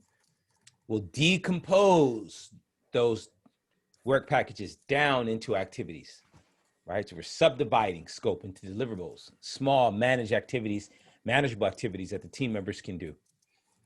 And then another tool and technique is rolling wave planning. So I look at rolling wave planning as, well, let me tell you what it is and how I look at it. What it is just, it's the idea of planning the near-term work in detail and then waiting till you get to another point to look at the future term work. So I look at it like this. I have not thought about Christmas yet. We haven't even had Halloween, and Thanksgiving's not even here. So I haven't thought about Christmas yet. I haven't done any shopping. It's not, I don't even have a list of what I'm going to do. All right. Cause that's rolling wave planning. I'll get to it when I get to it. Now, growing up, you know, I think we grew up with, you know, let's call it humble means.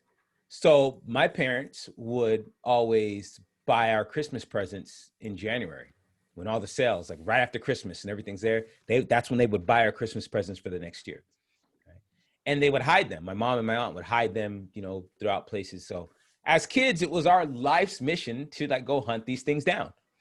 So when you look at that, you have one generation of our family is used to planning everything out from the get-go. That's your waterfall technique. That's just full planning.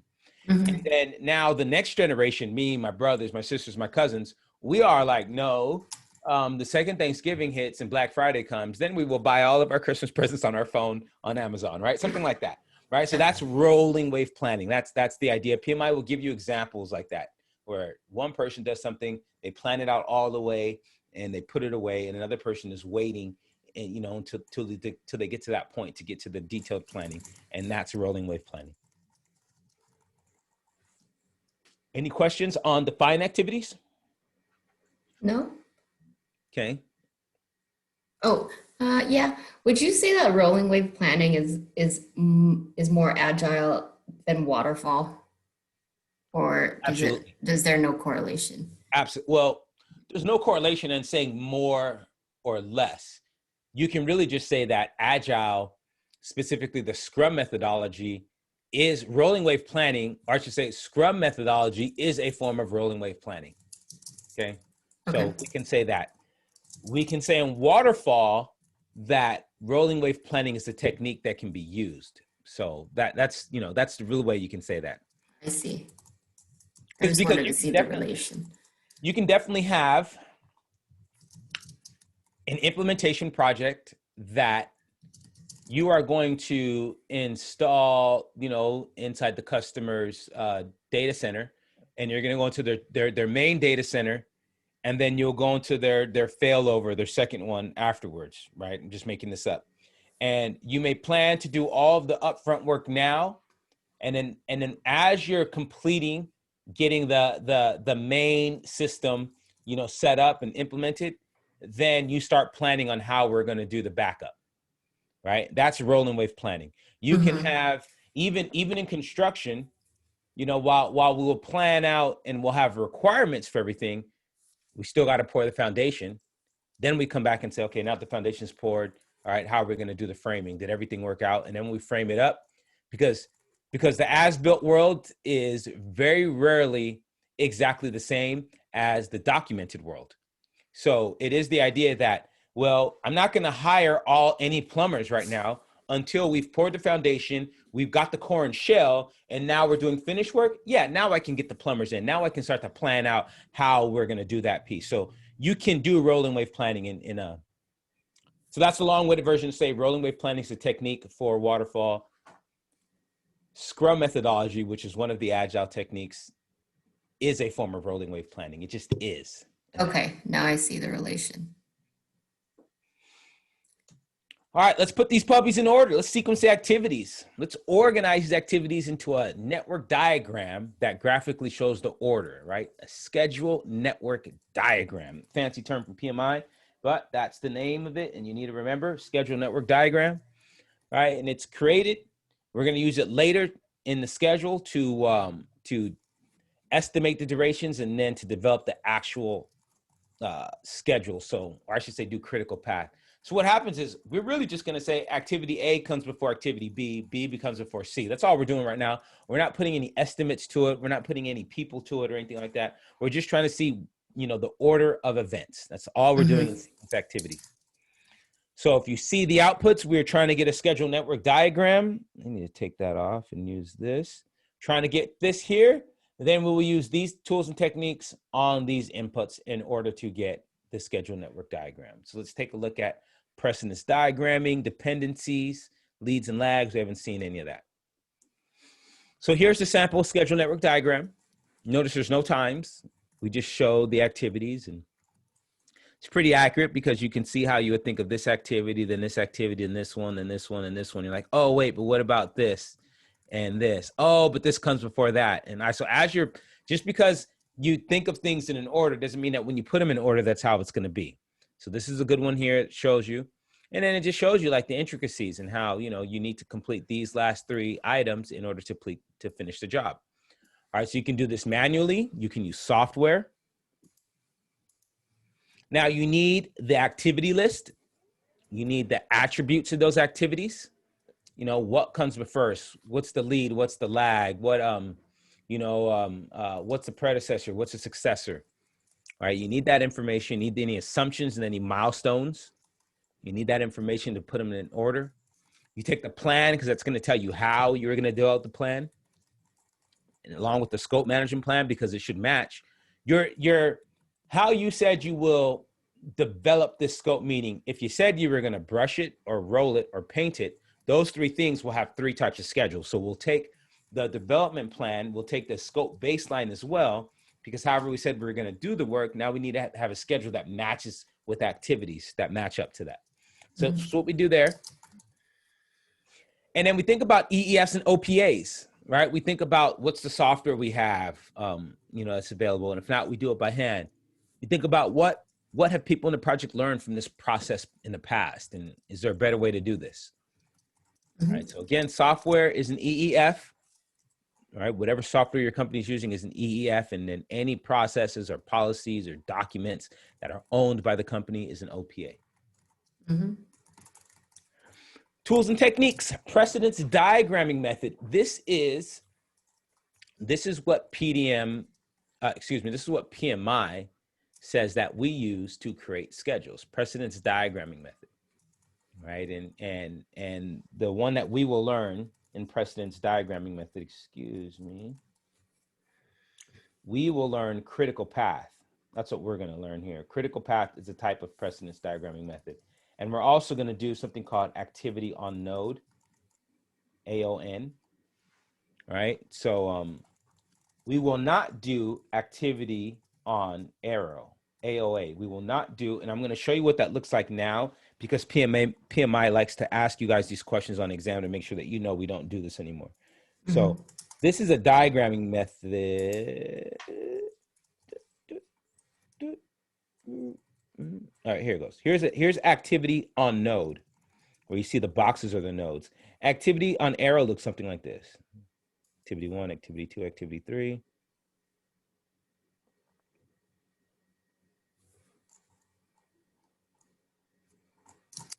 This one comes here, this one comes here, and then we'll have activity 1, activity 2, activity 3, activity 4, activity 5, activity 6. Oh boy, what am I doing? Will it come back?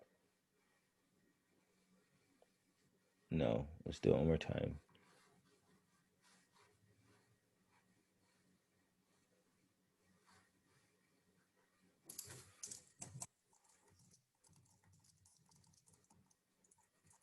All right, activity 1, 2, 3, 4, 5, 6. And you know what? To make this easier, activity A, B, C, D, E, and let's say that's F. And then inside the circles will have numbers, a duration of 1, a duration of 2, a duration of 1, a duration of 9, 1, 1. So in this case, the activity is on the arrow. It's not on the, it's on the arrow. And the problem with that is it only gives you one type of relationship, which is a finish to start. A circle is 360 degrees. So no matter where I start on this circle, no matter what point I'm at, I'm starting. And no matter what point on this circle, I'm finishing. So it only allows you a finish to start relationship. So because of that, we use activity on node now. All right, so activity on node is what we use, AON. And I'll dive into this in a second why we use that. We want to look at the dependencies and the relationships. We want to look at the leads and the lags and the PMIS. So let's jump in. Let's look at the relationships, okay? This is why we use activity on node and not on circle, because now we have 4 relationship types. We have a finish to start, a start to start, a finish to finish, and a start to finish. Without this, if we just did activity on node, you only get a finish to start relationship, which is what we see here. Right? So we use activity on node now so we can have multiple relationships. So let me explain what each of these mean. Finish to start is the most commonly used one. So make a note somewhere. This is the most common. Okay. All right. And it's the idea that activity B can, in order for activity B to start, you need to complete activity A. Or you can say it, I must complete activity A in order to complete activity B. If you use that phrase on exam, it's going to help you. I must do something in order to do something else. So finish to finish, the successor cannot finish until the predecessor is finished. Okay, so that's sort of like, let's say you get your kitchen remodeled. And so now you hire someone to hang your cabinets. You hire an electrician to do, update some sockets and some plugs, and you hire someone to install the appliances, like, new stove, refrigerator, dishwasher, okay? So the person that comes to install the refrigerator and the dishwasher, they hook it up, water, they tested everything is draining, they push the stove back. If you have a gas stove, they connect it, pilot light comes on, they light it, okay, it looks good, they push the refrigerator, now they're done, right? But they're really not finished. They're not finished until the electrician is finished and he or she has connected all the receptacles, have plugged them in, and now that person installing the appliances can go plug it into the wall and verify that it works. All right, so that's your finish to finish. Does that make sense? Mm-hmm. Okay. Then we have start to start. And this is sort of, this is like the author, the editor cannot begin reviewing pages until the author starts writing. All right, so that's your start to start relationship. As soon as the author has one chapter in, you have to wait till you finish the book for the editor to come in. The editor can start working on chapter 1 while the author does chapter 2. That's your start to start. In order for activity B to start, activity A must start. Your finish to finish. In order for activity B to finish, activity A must finish. And now we have start to finish. This is the least used or least common. Right? Now, the best example of these I have, if you're in the military, you cannot leave posts until someone relieves you. If you're a nurse in the ER, you don't get to just clock out and punch out. No, you have to wait for the nurse to show up. If you're a policeman on the beat, all right, you cannot go until someone else shows up. And you know that it's part of your job description. You sign up for it. If someone's sick that day or really can't show up, oh, now you're working a double. It doesn't matter if you plan to go see, your kid's soccer game or the play or anything like that. You signed up for a role in public service. Somebody's not here. You must go. You are not finished until the next person starts. Mm-hmm. Does that make sense? Yes. All right. So least common, finish to start. Most common, start to finish. And there we have it at the bottom. Can you go through finish to or just give me the example for finish to finish again?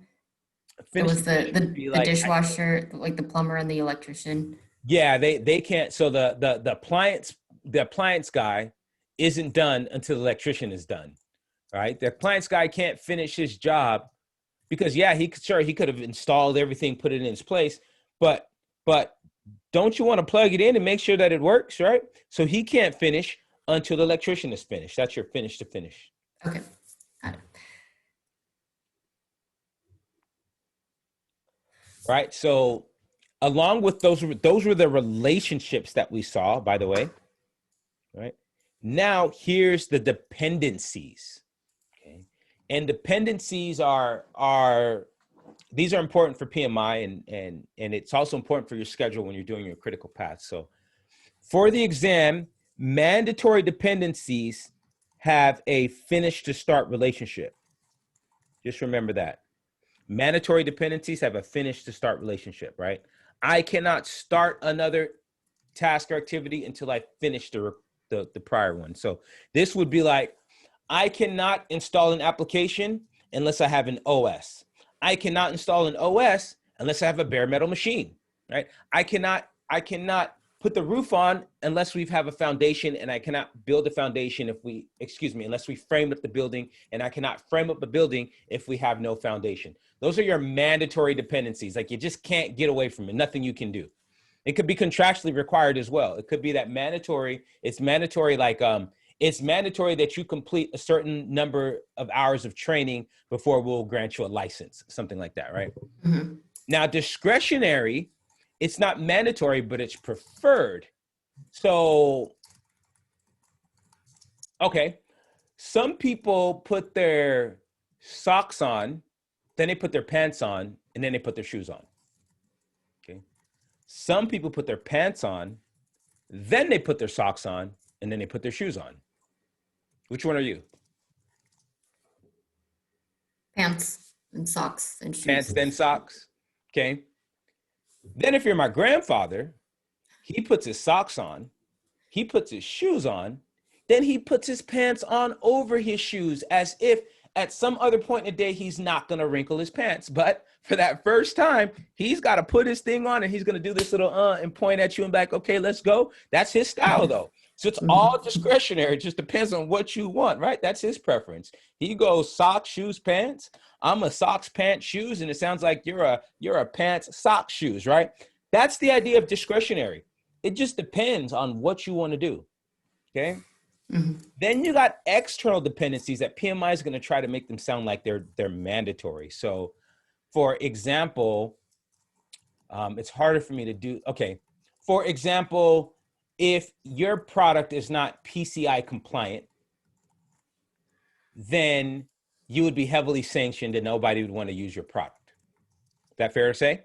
Mm-hmm. Okay. If your product is not PCI compliant, does that keep the project from moving on?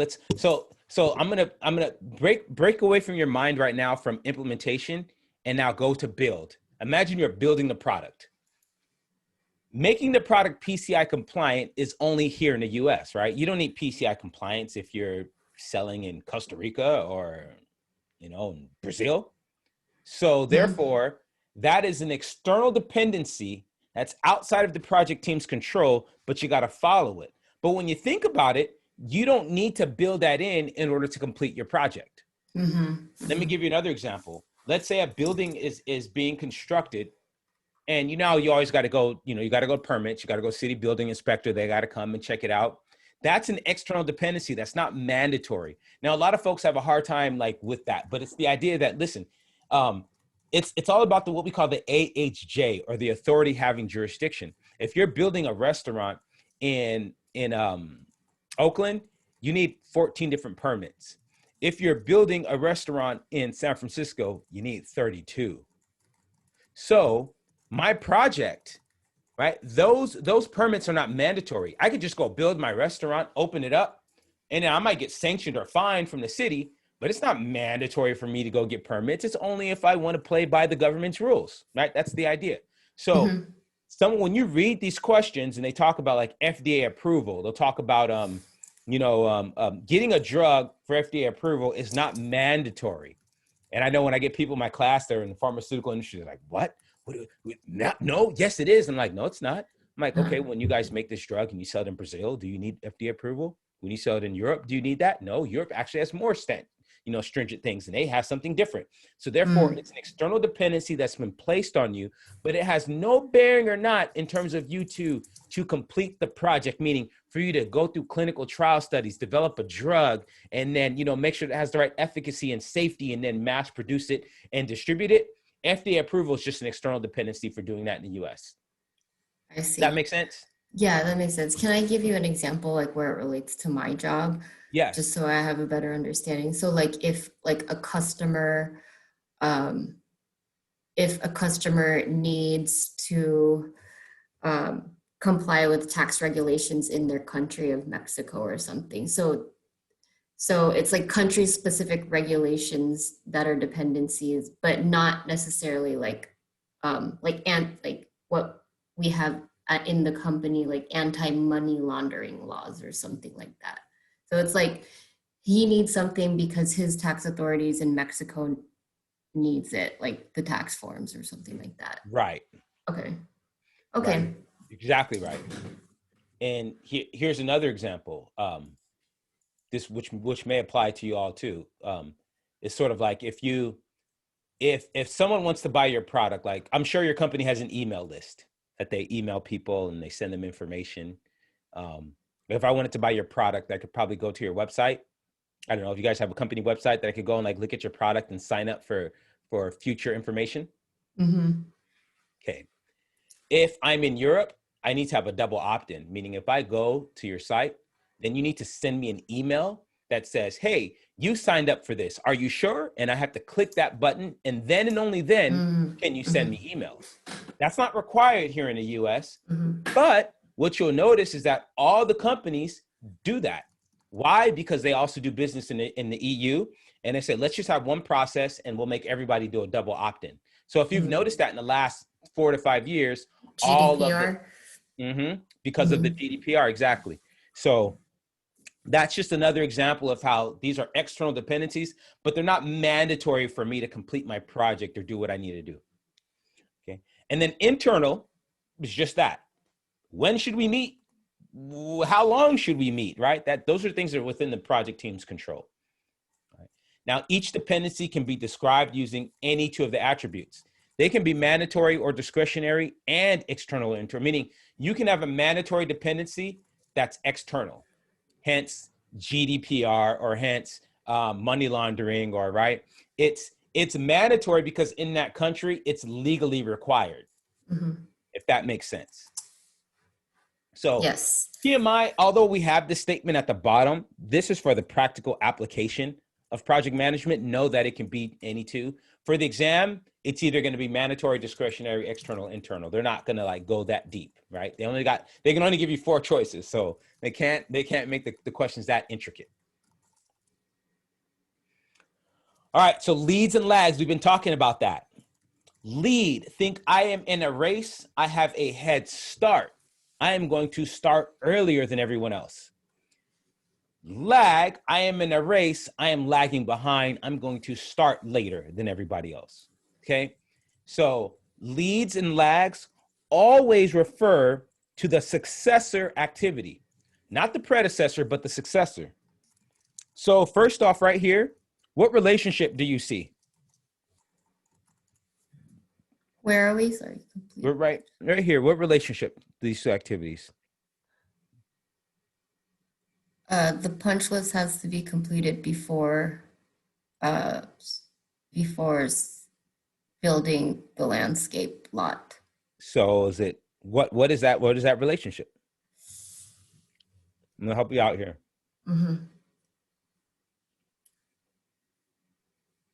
Oh, okay. Okay. What relationship? Finish to start. Finish to start. Yeah, because I'm dyslexic and I did. Thank you for catching that. Yes. Okay. Finish to start. What do we see here? Wait, how do you see the relationship with the error? I mean, like, how can you tell what the relationship is just by looking at the diagram? Yeah, you know what? I didn't use my statement I do in the classroom on the boards. I usually say, so let's all agree that we read from left to right, right? And everybody goes, yes. And so we start on the left and we finish on the right. We start on the left and we finish on the right. The class goes, yeah. And I say, okay, well then based on that, what relationship do you see here? And they'll say, oh, if we finish here and we're coming here to start, this is a finish to start relationship. So if we start on the left and finish on the right, if we start on the left and finish on the right, what we see here is a start to start relationship. Does that make sense? It's not making sense right now. Okay, let's do this. Okay. Let's go back here. Okay. Yeah, this is the one. So we'll take start, finish, start, finish, start, finish, start, finish, start, finish, start, finish, start, finish. Well, you know, I really only need the top two. All right. I'm going to assume that by now, you know, we start on the left, finish on the right. Mm-hmm. Okay. So what we see here, finish to start. What we see Yes. here, Okay. start to start. Finish I to see. finish, and then start to finish, right? Oh, I see. Okay. It's the arrows make a difference. Like you need to look at the arrows. Yeah. Okay. And then what happened is, as I was writing, I was probably covering up some of these arrows. So now you see here, you see a I finish see. to Finish to start. start. Mm-hmm. What would this one then be?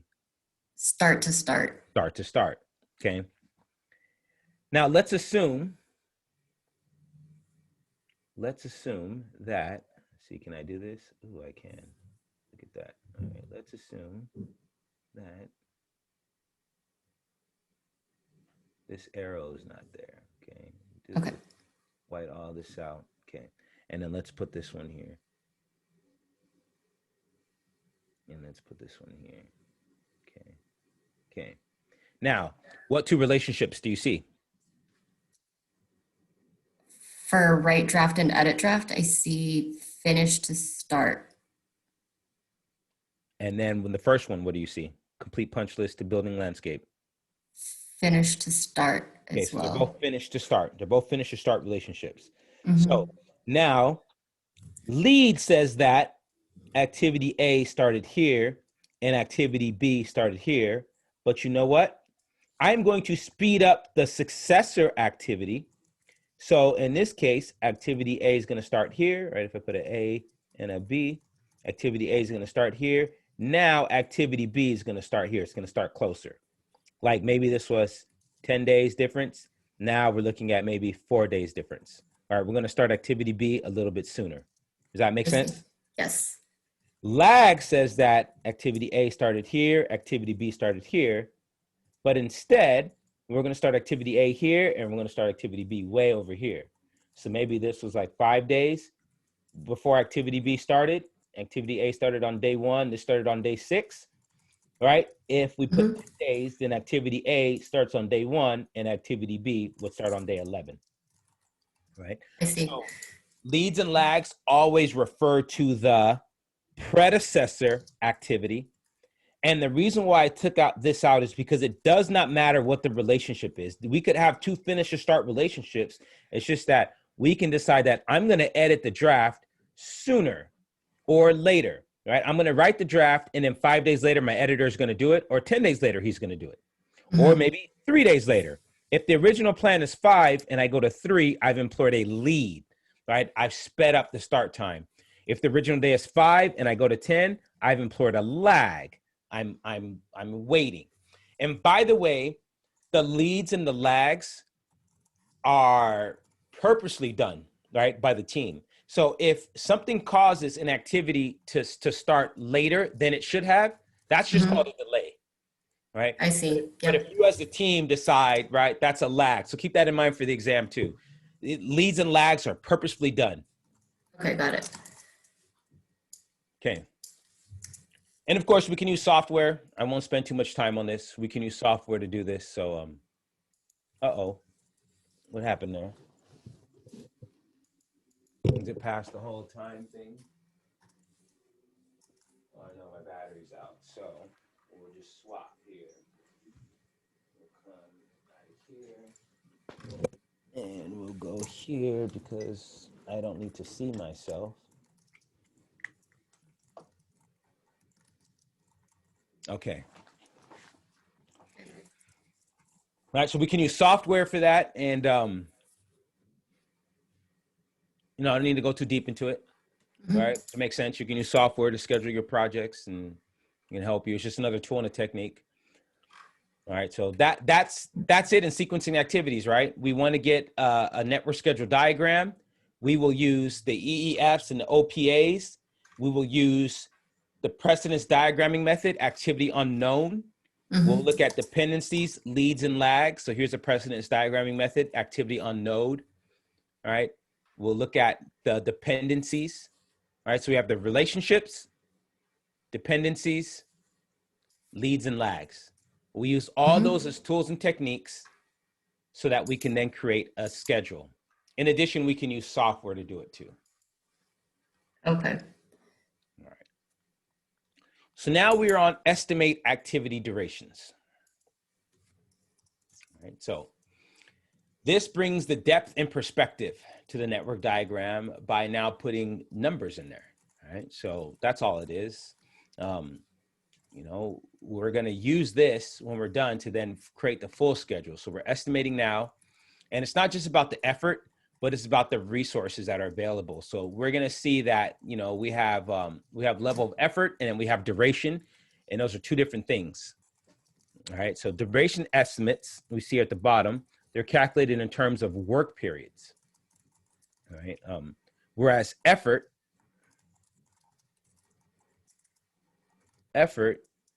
is counted in labor units.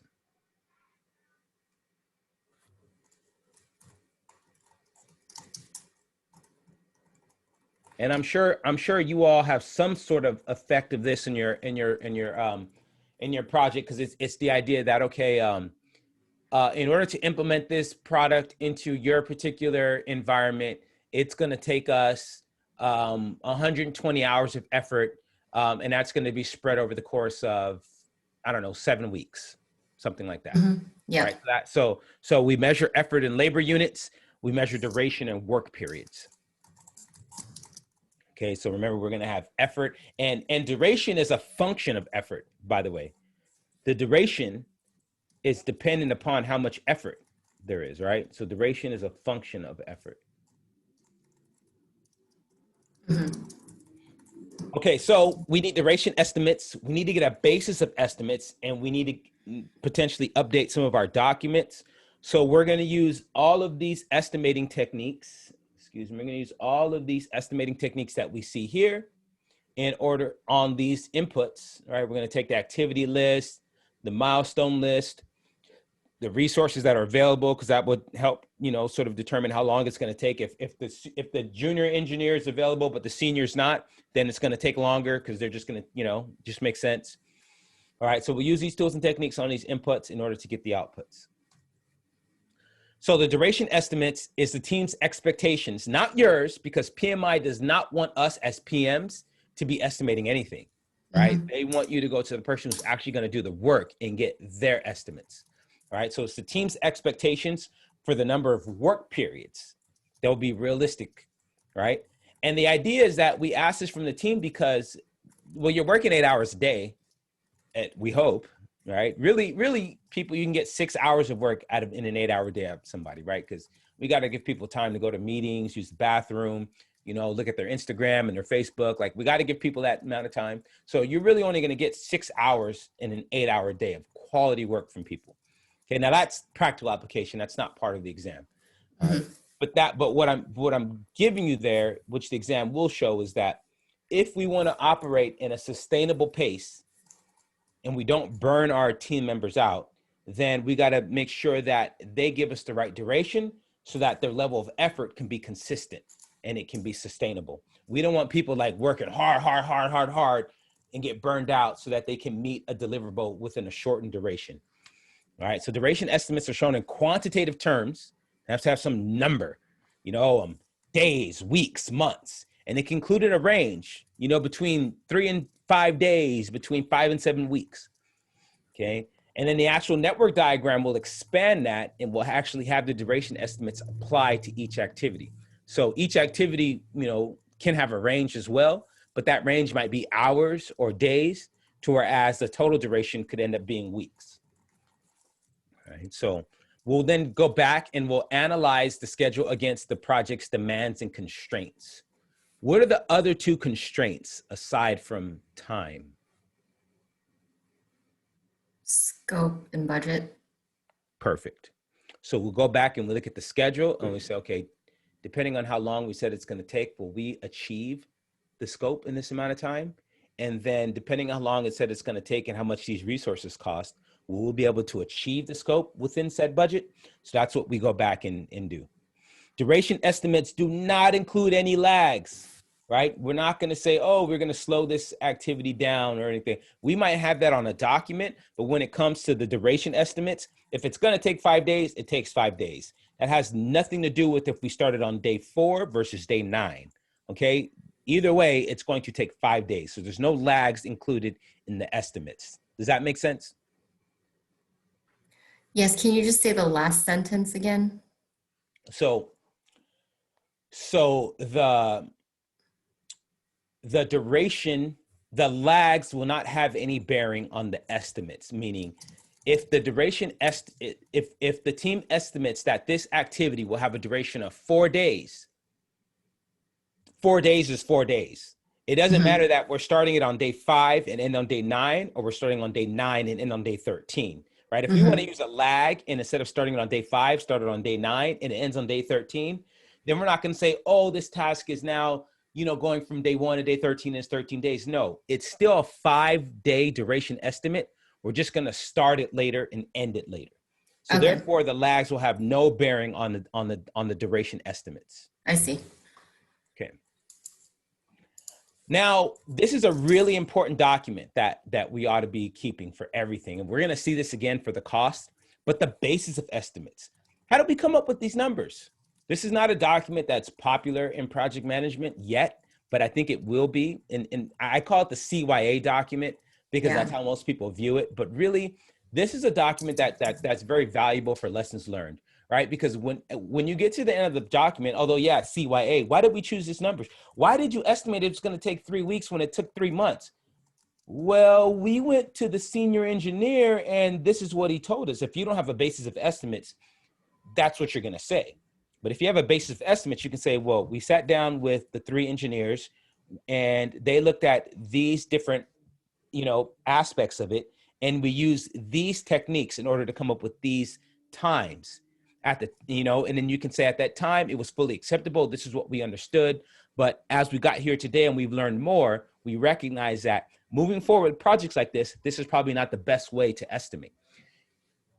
You look at some executive and you give them that example, they're going to be totally fine with it. They're going to be like, okay, now we have this moving forward. And you can go on to say, it's been documented as lessons learned. We're going to utilize it we're going to conduct a training. So all future, PMs going through this won't make this same mistake. That's very powerful than just saying, I don't know, that's what the senior engineers told us. So basis of estimates, very, very, very important for the exam. And it's very important for our projects too. We just don't tend to, to use them in the practical aspect of project management for whatever reason. I don't know. So let me ask you, do you guys use this document? No, we don't. Yeah, it's just something that's not there. It's just not, again, our field is immature. Remember, project management only started in the 40s. So, our field is what, 70, 80 years old.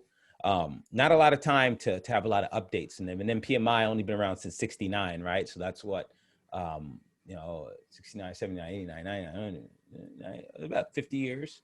All right, yeah, we hit the 50-year mark the other year. So, I should know that. That's right. Last year was 50 year of PMI's birthday. I should totally know that. So it's just going to take more time, but I would impress upon you from one colleague to the next. If you have a project that you're estimating that this is either something new that you've never done before, right? So if you're doing the implementation, it's like, okay, I do this, but now you got this one client, they've got some sort of wonky way of doing things. So this is like way off the grid of what you normally do. Create a document like this. So that way you have the logic. There's sort of like, this is, you have to call it a basis of estimates. You can just call it, this is our estimation logic. I don't know. You can come up with some name for it, but don't say I went to a boot camp and this is what they told me. Because no one's right. You sneak in and say, you know what, guys, I think it's very appropriate that we need to, explain the logic behind why we're coming up with this based on that. So I've come up with the skeleton document. I have 1, 2, 3, 4, 5, 6, 7 columns in there. It might be overkill. It might not be enough. What do you guys think? If you do that and you allow your team members to then own this document, they'll say, oh yeah, but you know what about the people involved? We need to add a column for that, but I don't think it's important for us to include the risk, right? Maybe something like that. And then you say, okay, great. And you make a change. Now they own it. You have buy-in. They will use it. So that's like my little tip to you in order to like use some of these documents. Just sort of sneak it in. Say, hey, I was thinking about this. I saw it with another project. I don't know. What do you guys think? How should we utilize this? And, always introduce it that way. Let them make little tweaks. They'll take ownership of it. And now you got buy-in and you can move on. You won't need to force anybody to do it. Nice. Thank you. So this is basic estimates. You're welcome. And we also get documents that are updated, right? We keep talking, but we're going to see this over and over. It's just going to be a consistent output, right? But as we estimate the durations, then our assumptions get updated, right? Our lessons learned for how we actually develop these estimates get updated. So that's why we see that there. Now, in order to get those documents, we're going to have to use tools and techniques on the activity list that we created, right? We got to estimate those activities. We got to use them on the milestone list. We got to look at the resources that are available, because then we got to go to the right type of resource or a resource of a similar skill set that may be available to help us estimate. So we got to take that into account, any assumptions or any risks, right? So we'll take all that into account. We'll look at the EEFs. What are sort of the things that I just must manage under and I have no control over? What are those that, I got to think about?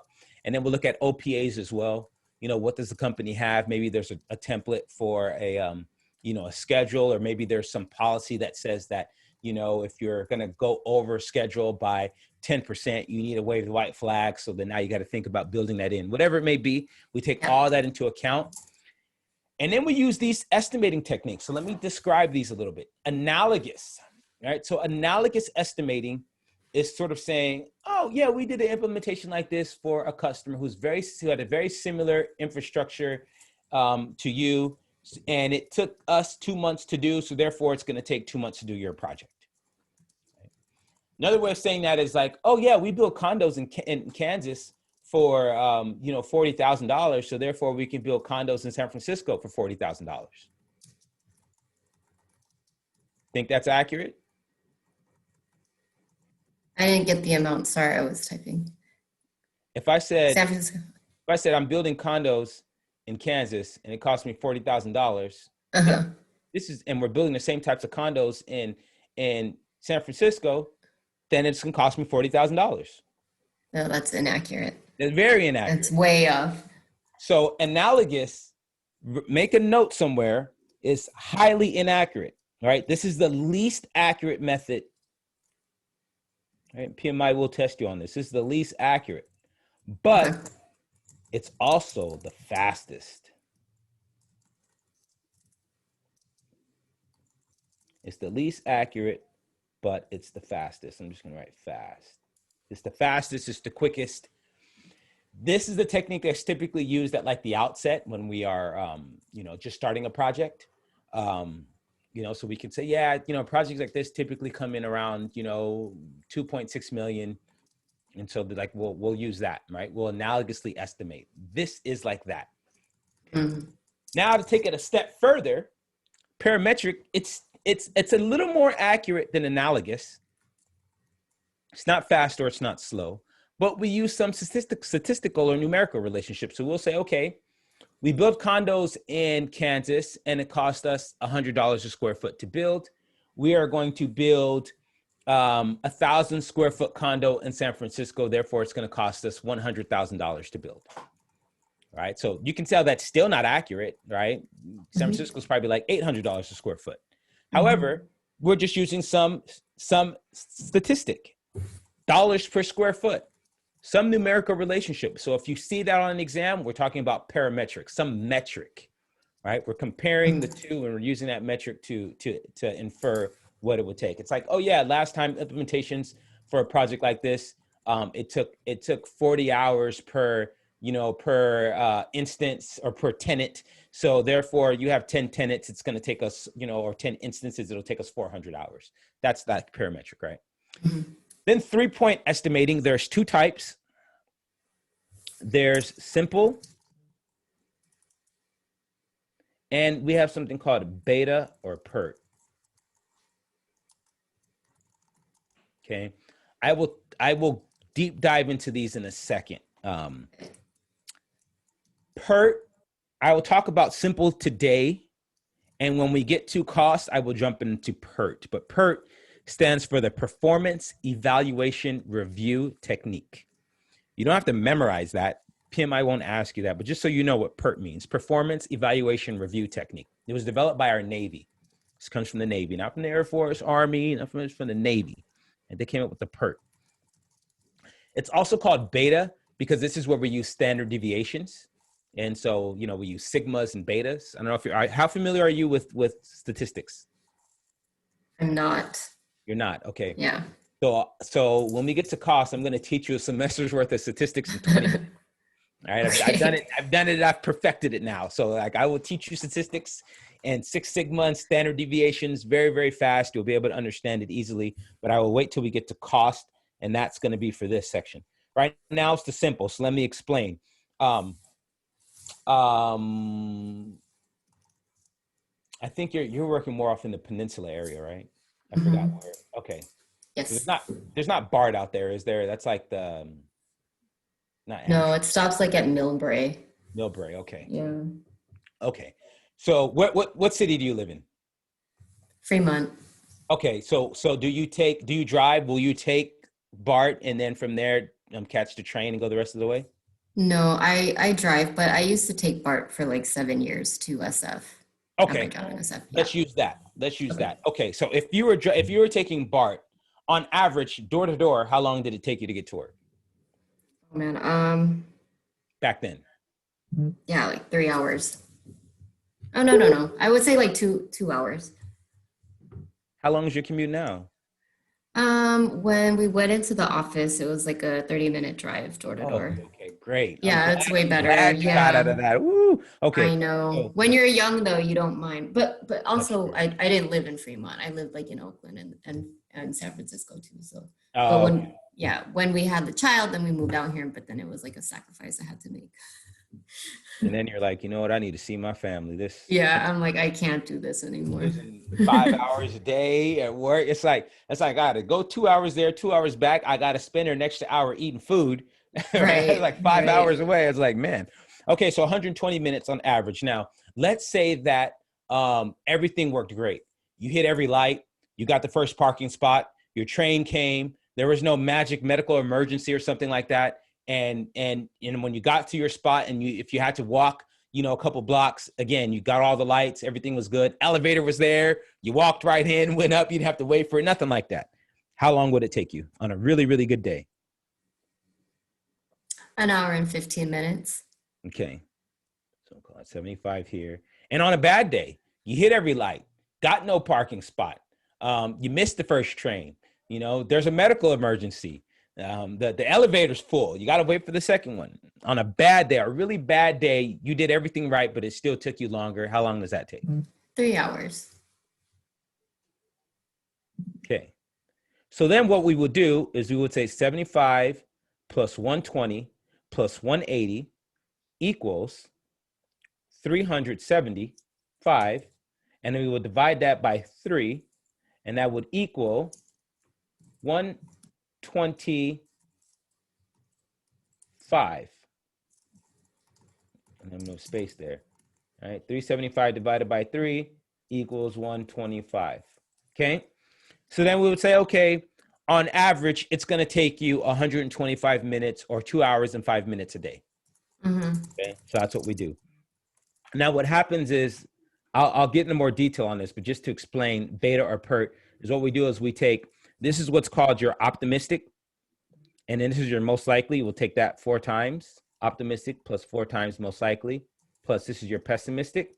So now we get 6 numbers, and we'll then divide that by 6. So we'll take 75 plus 120 plus 120 plus 120 plus 120. right? That's 480 plus 180, that's 660 plus 75, that's 735.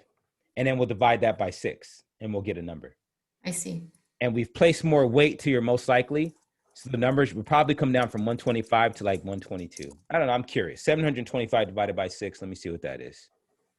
Let's see. 75 plus 120 plus 120 plus 120 plus 120 plus 180 equals 735 divided by 6. So 122.5. And then just to complete it, what we do is we take P minus O divided by 6. So we'll take 180 minus 75, your pessimistic minus your optimistic, 105. If we divide that by 6, that gives me your standard deviation. So your standard deviation is 17.5, okay? So now I can take your initial number of, let me go to a new slide just to annotate on it. I can take your initial number of 125. I just see a blank screen. Oh, that's right. Let's go.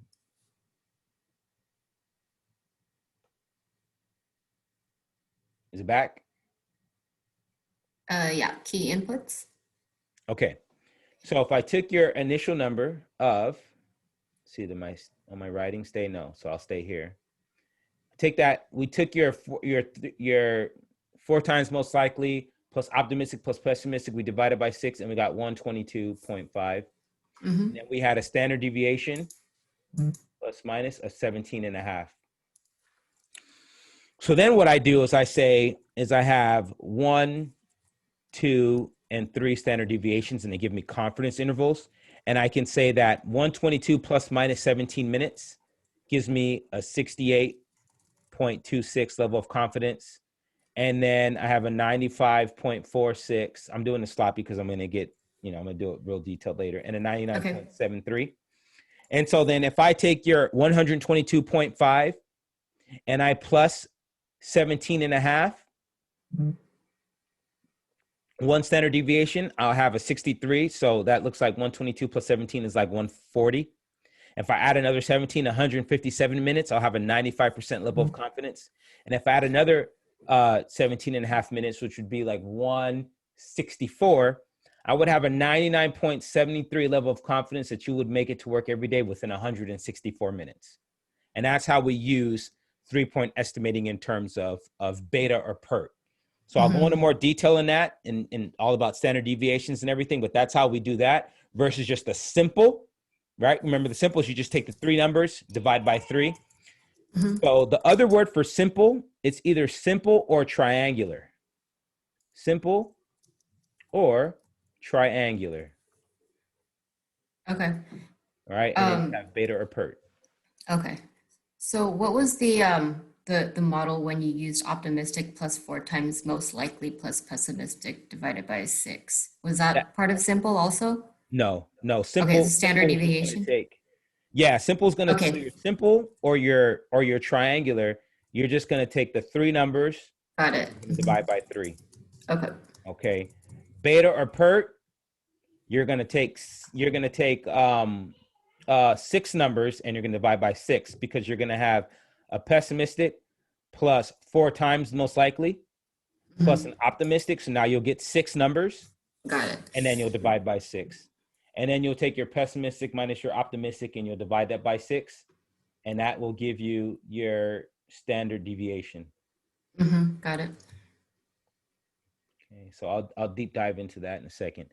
And then you have bottom up. Okay. So if we talked about, how can I get this here? I'm going to do this, close out, and then restart so I get a blank slate. All right, so if analogous was the least accurate, parametric just uses some statistic. 3-point estimating, you had simple or PERT. Then bottom up is the most accurate. All right. And if analogous was the least accurate and it was the quickest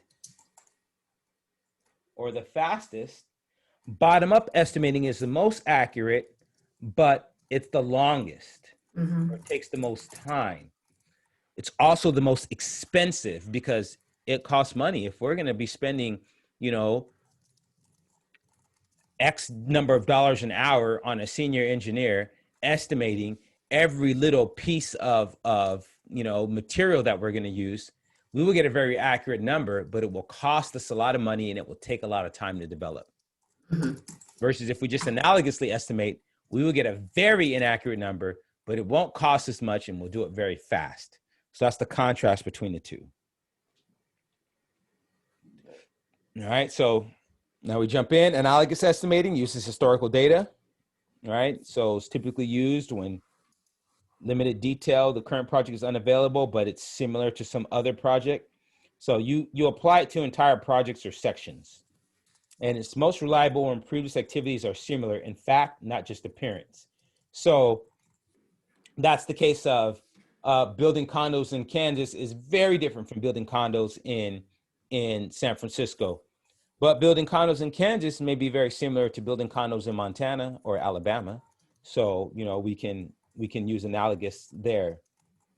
Parametric, right? Some model used to calculate the estimate, some algorithm, dollars per square foot, you know, dollars per mile, something like that. Right? So you just multiply the quantity of work by whatever factor you're looking. Okay. 3-point estimating. This is your simple, right? Optimistic plus most likely plus pessimistic divided by 3. Right? Eventually we will get to the P plus 4M plus optimistic divided by 6. Eventually we will get to that. All right, but for right now, in the simple form, it's just optimistic, pessimistic, most likely divided by 3. Okay. And then bottom up estimating. All right. You roll up. You don't have, it does not need to roll up through each component of the WBS. So like you can kind of ignore that. Even for the exam, they up in January July when they updated this, they you know, it's just individual activities are estimated and rolled up because you may not have work packages. You may be running an Agile project. All right. So just rolled up, and it requires high level of expert judgment, team member experience. It's very expensive. And you see right there, it requires significant resources and time, but it can be very accurate. Okay. When we estimate, we also use alternative and reserve analysis. So alternatives analysis would say, okay, what if we use a senior engineer instead of a junior engineer? What if we did all of our activities in parallel? What if we outsource? Here's the make or buy decision. What if we outsource some of this stuff instead of doing it in-house, right? Let's go buy it instead of making it. So we'll look at the different alternatives and we'll figure out what's the best approach. And then we have reserve analysis, okay?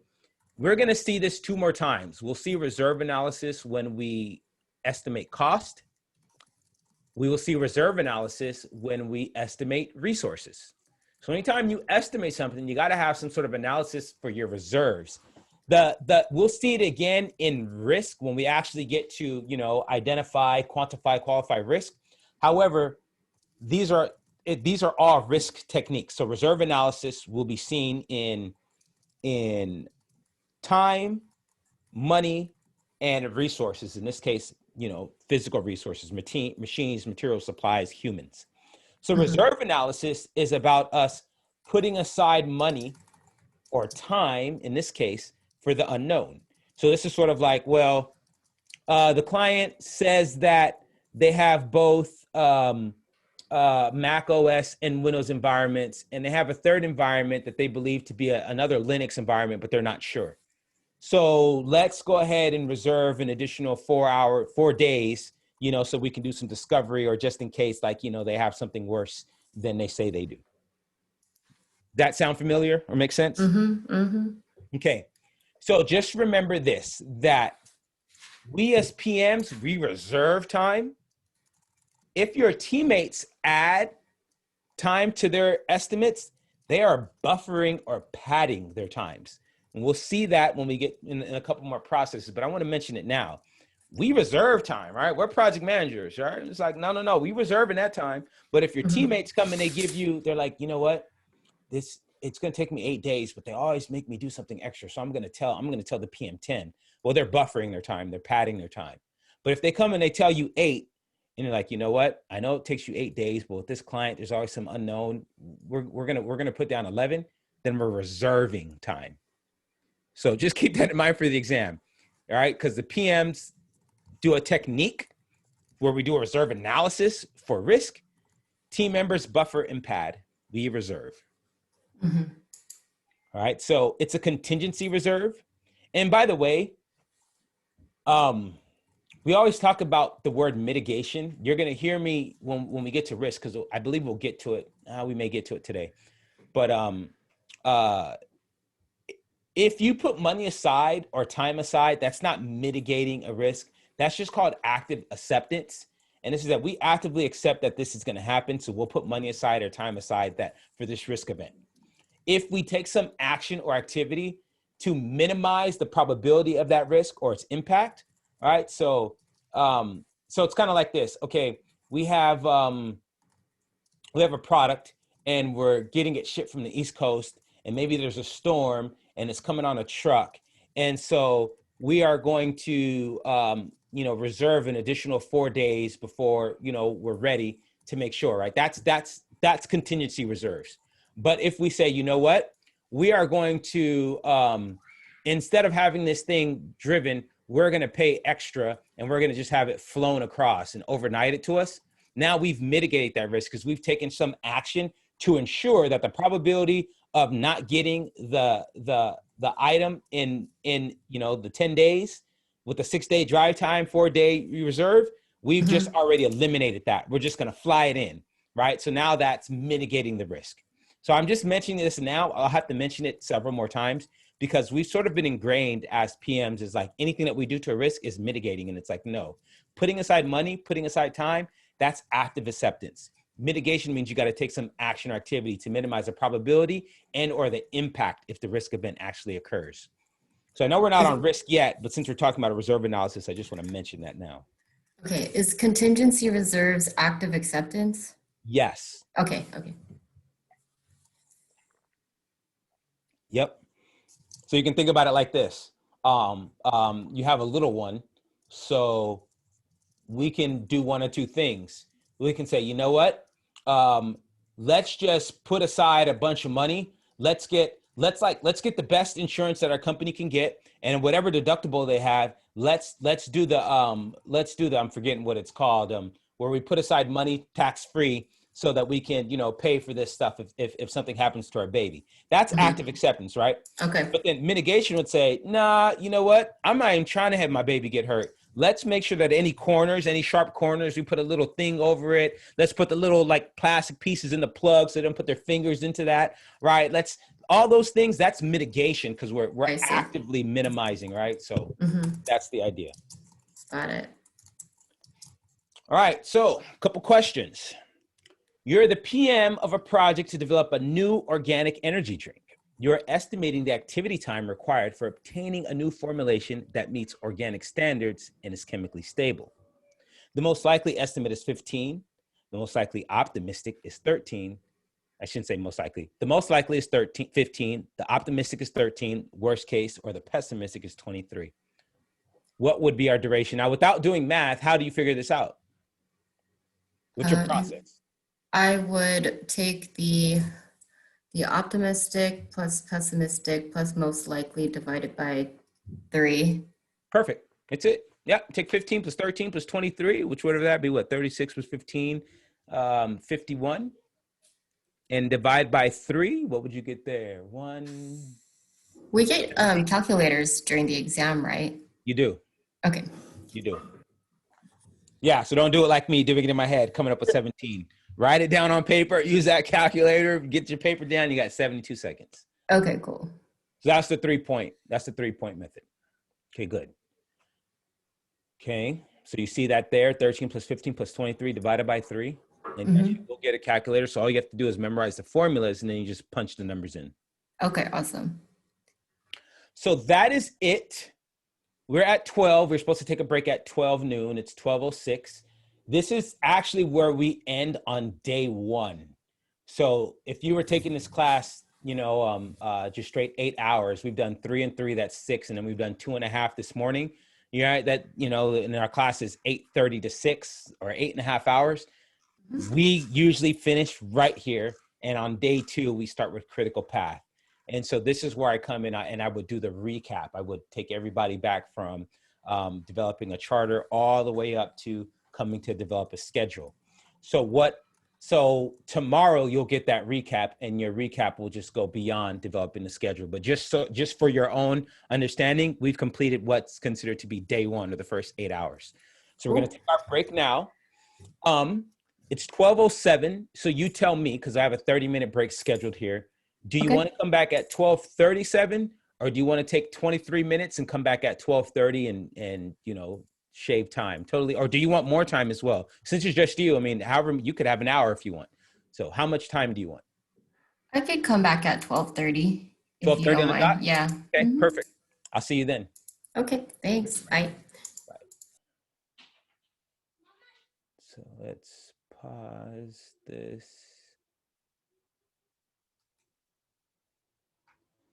Let's get out of this.